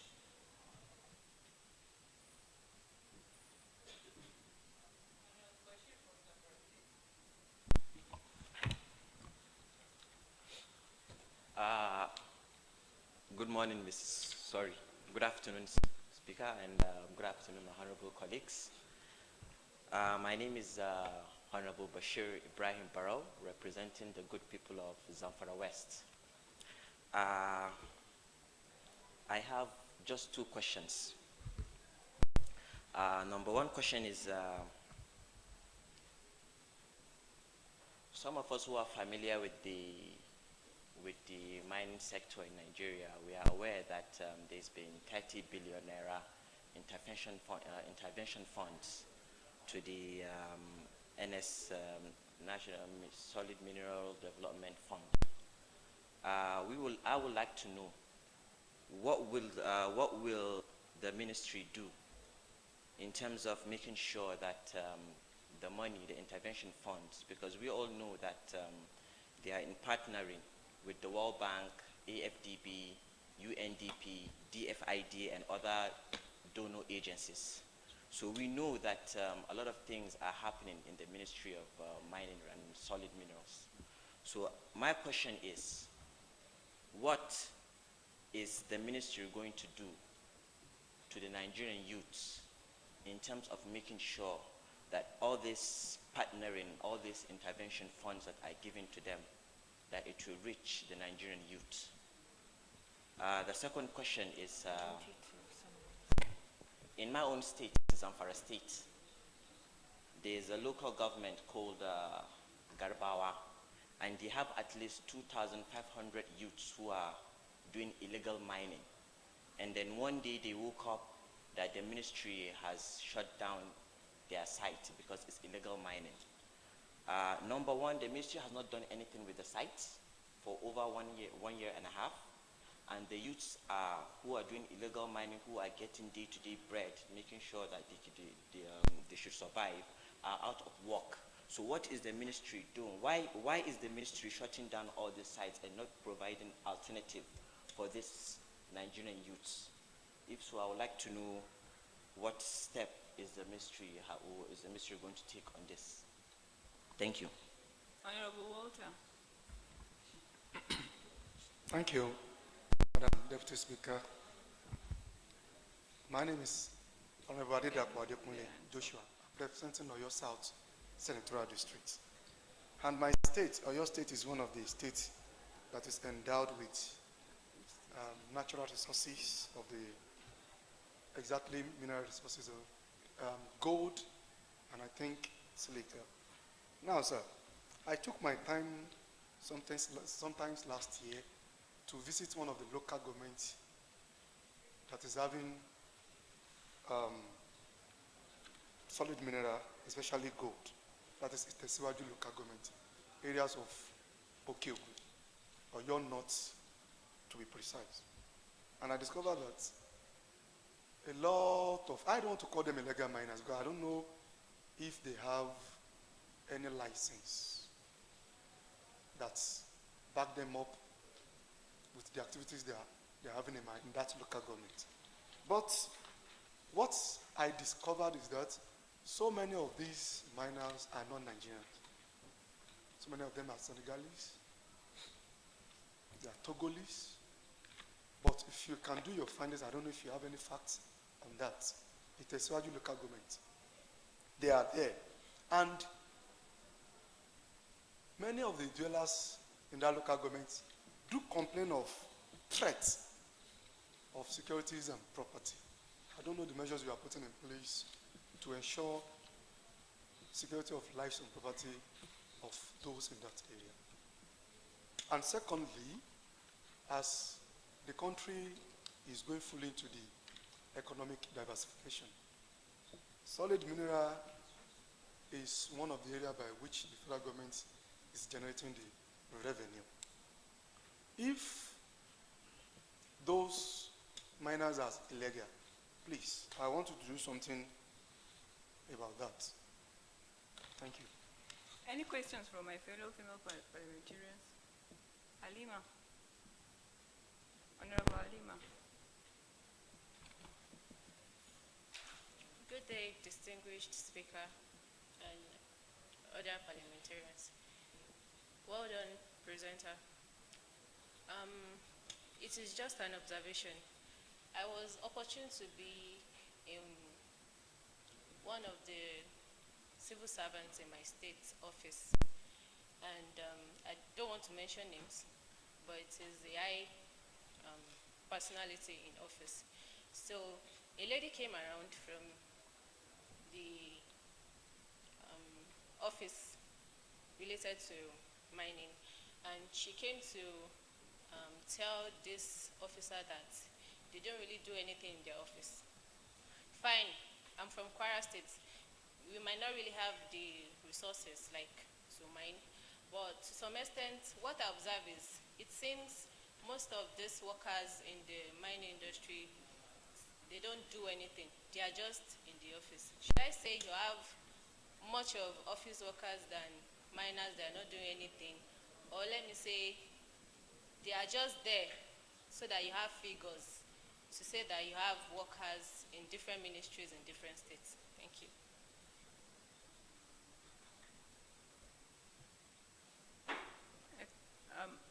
I think Mr. S.A. will start answering the questions now. Okay. Thank you very much, Honorable Speakers. And thanks for the questions. I'll just quickly run through them.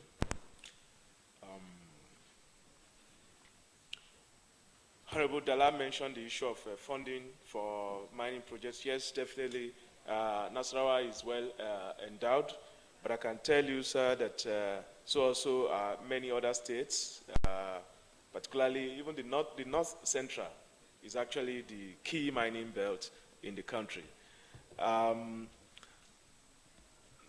The problems that I enunciated in my presentation actually captured all of the questions that have been asked. There's nobody that does mining without infrastructure. And I mentioned 5 key infrastructures: water, rail, port, power, and of course, roads. Without all of these, without adequate geological information, without the institutional capacity, without long-term, almost 0% funding, you can't compete favorably. These are things that we are tackling, and I suppose that my presentation mentioned that if in 2015, the investments, or in terms of capital project injection, fund injection to the sector, stood at less than 1 billion naira. And I've told you that we are at a point now where we have 3 different key funds. We have the budget, which is scaled up to about 12 billion naira. We have the special intervention fund, 30 billion. We have the World Bank intervention. We are already in discussion with AFDB. I mentioned also the conversation we're having with the Sovereign Wealth Investment Authorities. I think these are all funds that come to help not only to shore up investment in the sector, but also to help reduce the risk of investing in the Nigerian mining sector. And I must mention, because often when we state the intervention fund being provided, then Nigerians are want to ask how much is going to come to my state.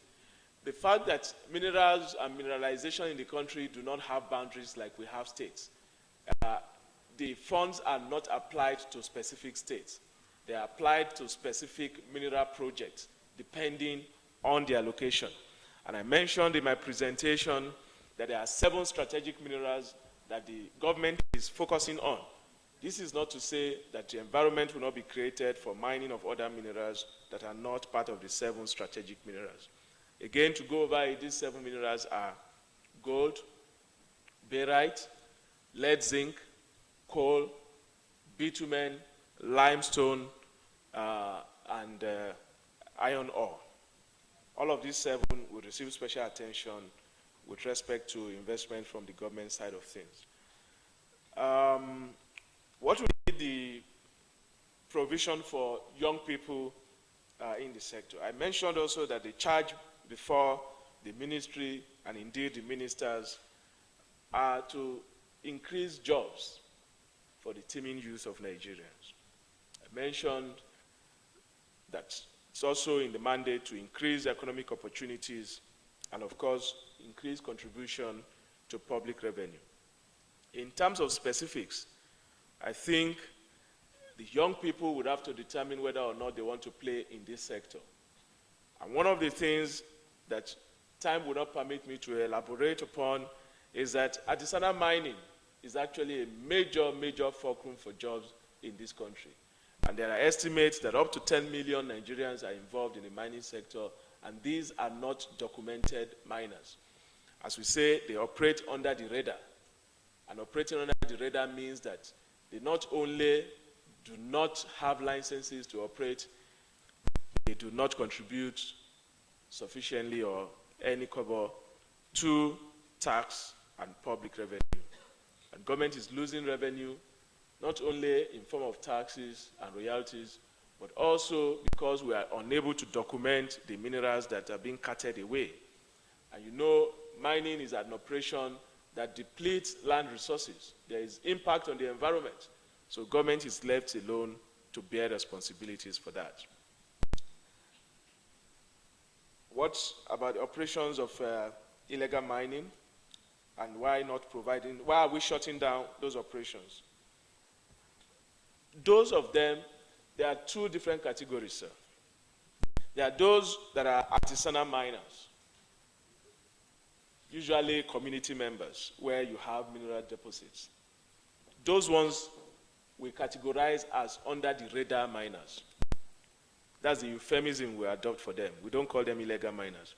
But there are those that are actually criminal miners, scavengers, vermins. And those are the ones that I mentioned that we have the mining police and are being chased out of the mining sites. Before government undertakes any mining project, you have to ascertain the quantity of the minerals and exploration takes longer, as I mentioned to you. Some of the sites that you assumed are being mined or people are being chased away actually belong to licensees for exploration projects.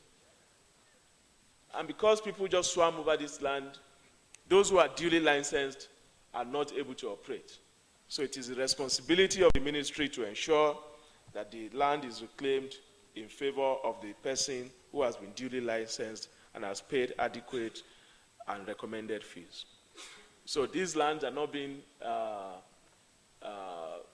reclaimed and abandoned. So sometimes the operations are ongoing. They are not huge as you expect. You don't have big equipment there. And the only time you have big equipment is when actual mining is happening. Sometimes, for instance, for aeromagnetic exploration, all you need is just to fly a plane over a land, and then you go to analyze the data that is collected. So there are quite a number of technical and complicated operations involved. Non-indigenous, I think this is correct, and this is not only Oyo State, sir. It's all over the country, particularly in states where you have international borders. So if you go to Oyo, as you mentioned, the same in Ogun, up all the way to Zamfara, Kwara, Sokoto, Kebbi State, you have these operators who are usually from the West African region, Burkinabes, Malians, Ivorians, and what have you. The government has taken due note of this. Nigeria is a vast land. We believe that as much as we continue to get reports from the different parts, we have a federal mines officer in all the states. Once they bring reports about the existence of these illegal miners, we usually send the mining police after them. But let me mention that the law for mining and minerals in Nigeria actually permits externals or foreigners to come in and operate. The law gives them that power. So if they are duly registered, and I'm not sure if you are able to ascertain that, they may not be illegal miners, as you have said, but if they are illegal and the report is submitted, they are sent out. But if they are not, then they are duly allowed by law to operate without let or hindrance. So I assure you that we'll continue to, no matter how, arrest the operations of illegal miners across the length and breadth of the country, and we'll do our best to ensure that the mineral wealth of Nigeria is put to the best use for Nigerians. About our staff in the field and whether they are working or not, I'm going to check on this with respect to Kwara State. One of the things is that I'm actually surprised at this report that they don't do anything. I think Kwara is endowed. Kwara is actually, if you go towards Barutin, Kaima area, towards the western part of Kwara, there are a number of mineral deposits there that attract a number of mining operations. So this is news to me. I'll check. I'll report back to the office and check and ensure that people not only work for their pay, but that they do what they have been sent to the field to undertake.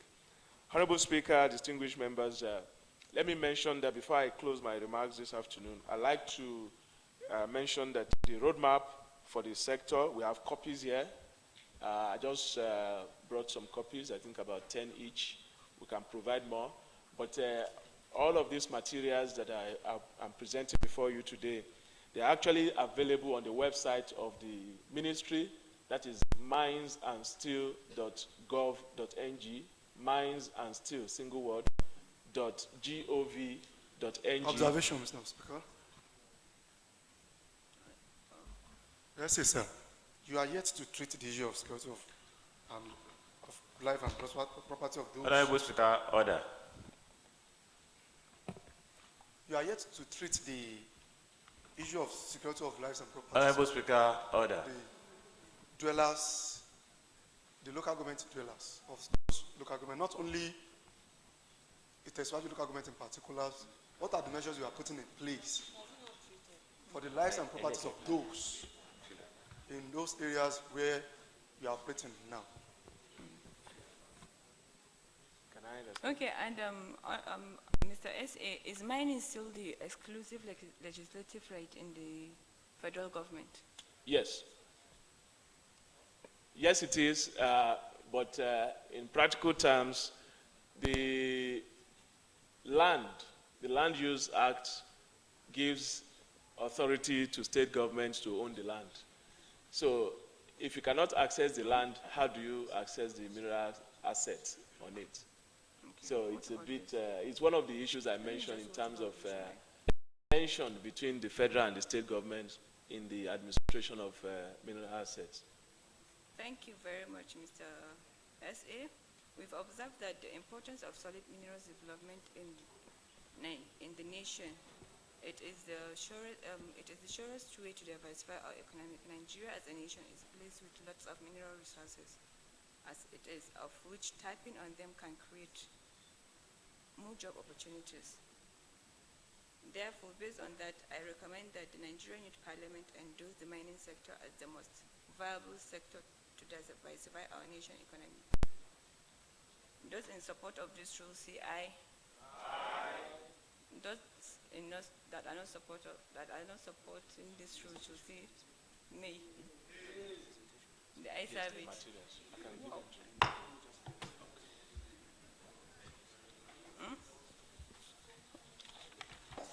Majority Leader, what's our next agenda?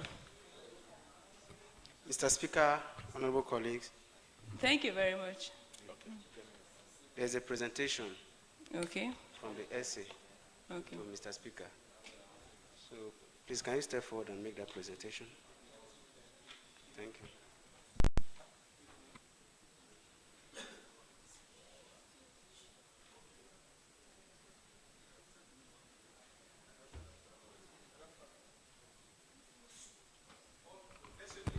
Photographer.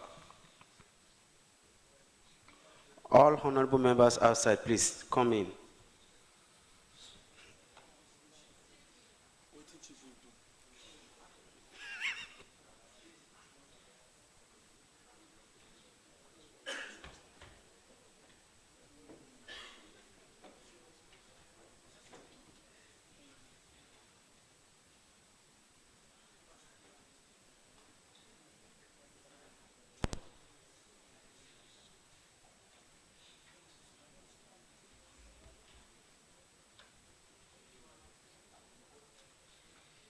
Sorry, quickly, just to mention, the documents are, for those who want to be involved in mining, there's a guideline for title application added.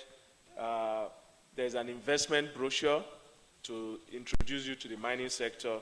And of course, as I mentioned repeatedly, there's a roadmap for the growth and development of the sector. All of these documents are available on the website of the ministry, should you be interested in electronic copies. Thank you.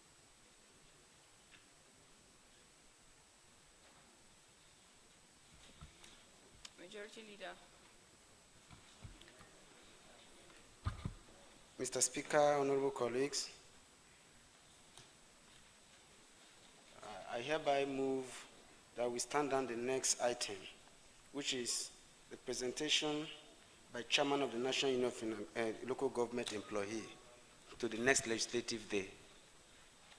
I so move. I, Honorable Barrister Lily Karuna, representing Anambra South Senatorial District, hereby second the motion moved by the Majority Leader. Thank you.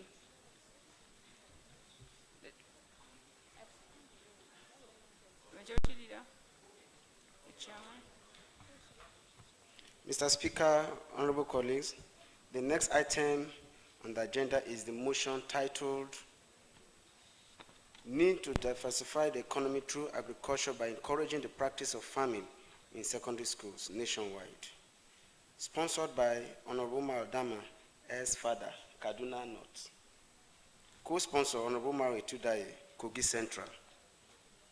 Mr. Speaker, you may wish to call on the Honorable Umaru Adama S. Father to make his presentation. Thank you, Mr. Speaker. Honorable Umar S. Father.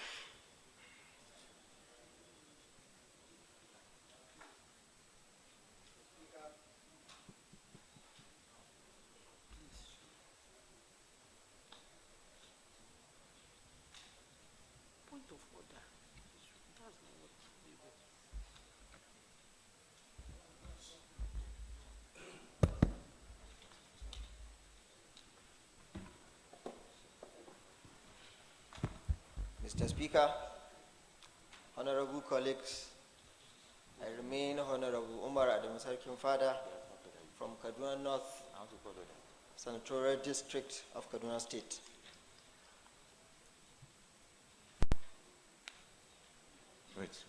I am here to move a motion which state the need to diversify the economy through agriculture by encouraging the practice of farming in secondary schools nationwide.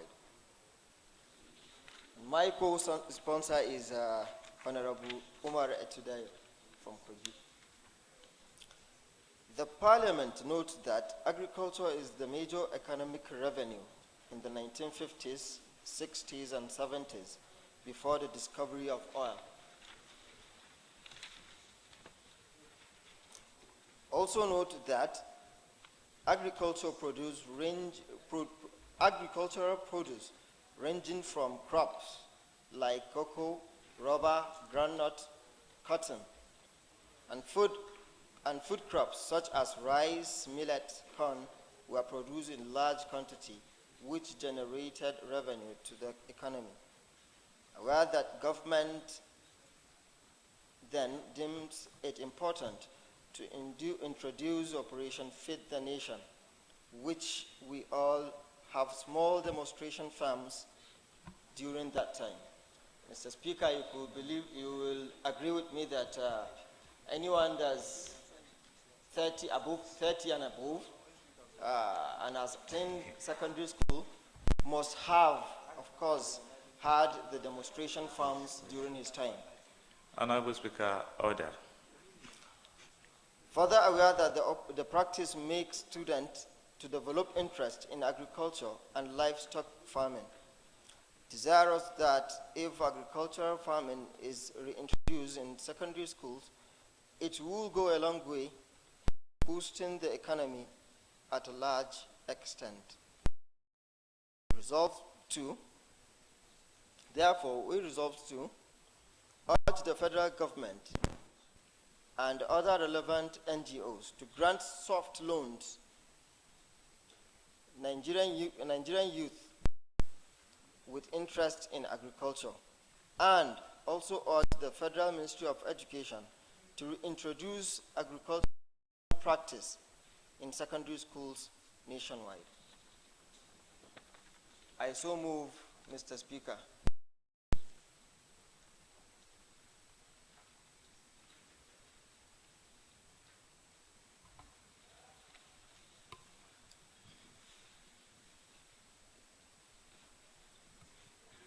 Mr. Speaker, honorable colleagues,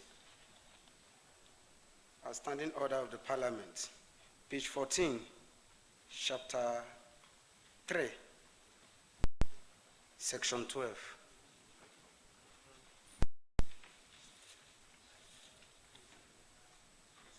The sitting days of the Parliament are Monday to Thursday from 9 a.m.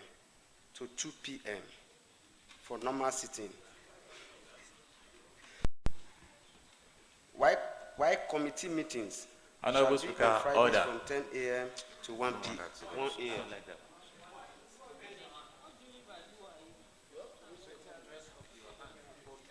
Mr. Speaker, I move that the House do sit beyond the approved time. Order, please. I so move, Mr. Speaker.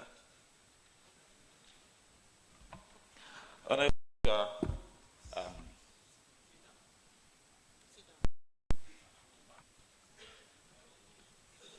I, Honorable Barrister Lily Karuna Buffer, representing Anambra South Senatorial District, do hereby second the motion made by the Majority Leader.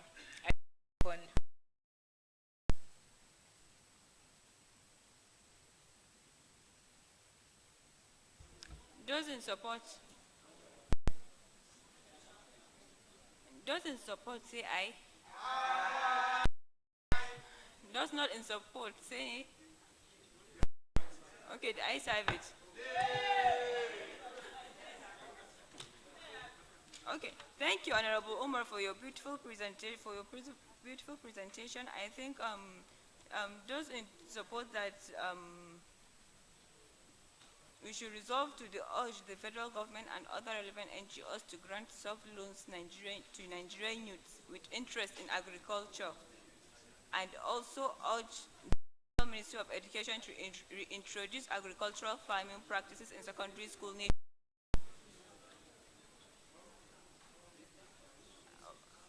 Honorable Umar, are you going to say something?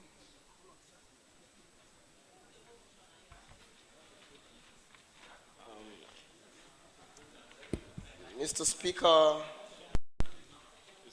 it is my pleasure to co-sponsor this very beautiful bill, this motion.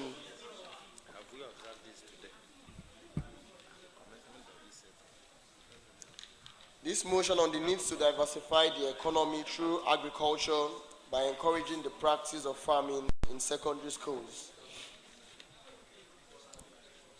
Quickly, we will recollect that unemployment is a major problem in Nigeria, and this situation is reflecting negatively on the economy, leading to complex social problems in our dear nation,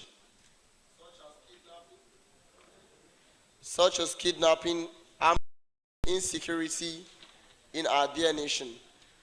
The problem of unemployment is exacerbated by the high turnout of young school leavers, including graduates of education, who find it extremely difficult to secure paid employment both in private and public sector of the economy. The of Nigeria possesses numerous potentials for value-added agriculture that, if exploited, can strengthen the livelihood by ensuring income and employment generation among Nigerian youths. However, the opportunity that abounds in the zone to be fully tapped. Hence, the widespread and severity of poverty, youth restiveness, and migration of capable hands from rural communities to the cities in search of unavailable paid jobs. Order, please. Against this backdrop, enhancing the capacity of Nigerian youth by providing requisites holds on us, the Speaker, honorable colleagues, to why we are here. The framework establishing the Nigerian Youth Parliament is conspicuously clear, and we have been reliably put on notice by giving us. I think we should have gone through, because I want to raise this as a point of order in following up to the point of order majority leader has raised. I think if you read through, Mark, under what are you talking I'm raising my point of order on procedure notices, order 36, particularly sub order 6. Okay, read it. It reads, the questions on any motion or amendment shall not be proposed from the chair in the Parliament unless it shall have been seconded, but in committee a seconder shall not be required. This is a committee of the whole. And now I want to set this as a way of orbiter, or maybe by adumbrating further, following the procedure that we are here to learn this thing. So we should be seen to be doing the right thing. We cannot approbate and reprobate. Cannot move a motion to adjourn sitting beyond a particular time and still allow for a motion to continue or to be seconded. My own is more or less like an observation. We should be able to, we should be seen to be doing the needful, following the orders that is establishing the Parliament. Thank you so much. Point of order, Madam Speaker. Honorable Ezala. Thank you, Madam Speaker. Madam Speaker, I wish to, Madam Speaker, I wish to refer the House to Order 17. But there is a preceding Order 20B, which, with your kind permission, Madam Speaker, that under the functions of the Speaker, that he shall be responsible for the observance of the rules of order in the Parliament and committees. Speaker, that takes us to Order 17, which states that every member shall, at the commencement of each session, or as soon as he has taken his seat, enter his name and address, and also his address during the session, in a book to be kept by the clerk of the Parliament. Madam Speaker, I wish to observe once again that this honorable House has of the House. I just want to bring it to our notice so we don't progress in error. Thank you. Thank you, Honorable Isela. We will look into it. Barrister Mark, about your issue. Our leader here moved a motion, and Deputy Minority Leader seconded the motion. I don't think we have any problem with that. Honorable Speaker, my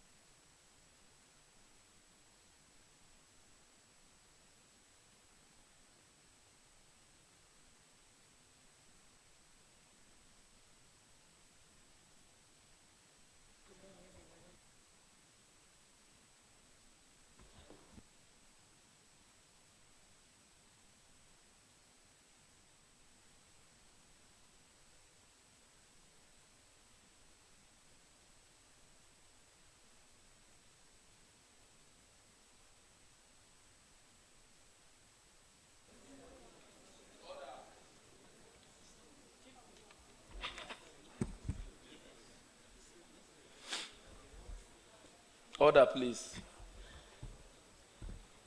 In that case, Honorable Mark, I ruled you out of order. Nigeria.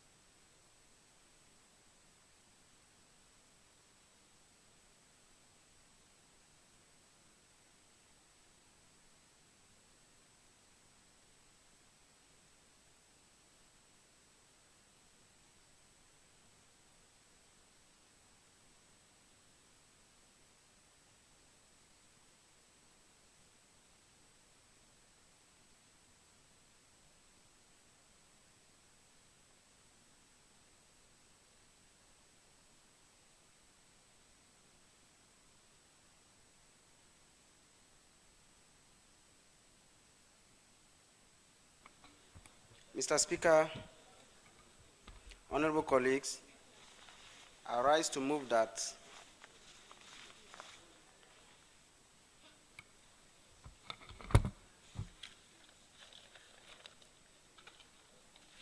having done justice to the order of the day, that this Parliament do stand down all other items in order paper to next legislative day to enable members to have their own committee meetings. Thank you. Honorable Ezala. Madam Speaker, I rise to do I have the floor, Madam Speaker? Protect me, Madam Speaker, please. Let him speak. Okay. Madam Speaker, Let's hear. I remain Honorable Comrade Ezeala Okechukwu Umar, and I rise to second the motion for adjournment, ably moved by the capacity majority leader of this House. I so support.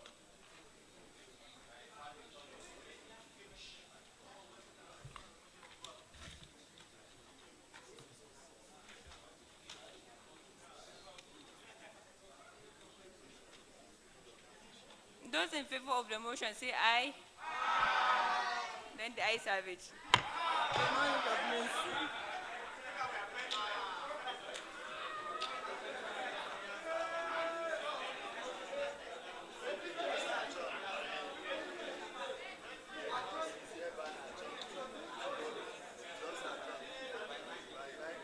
The House is hereby adjourned till tomorrow by 9 a.m.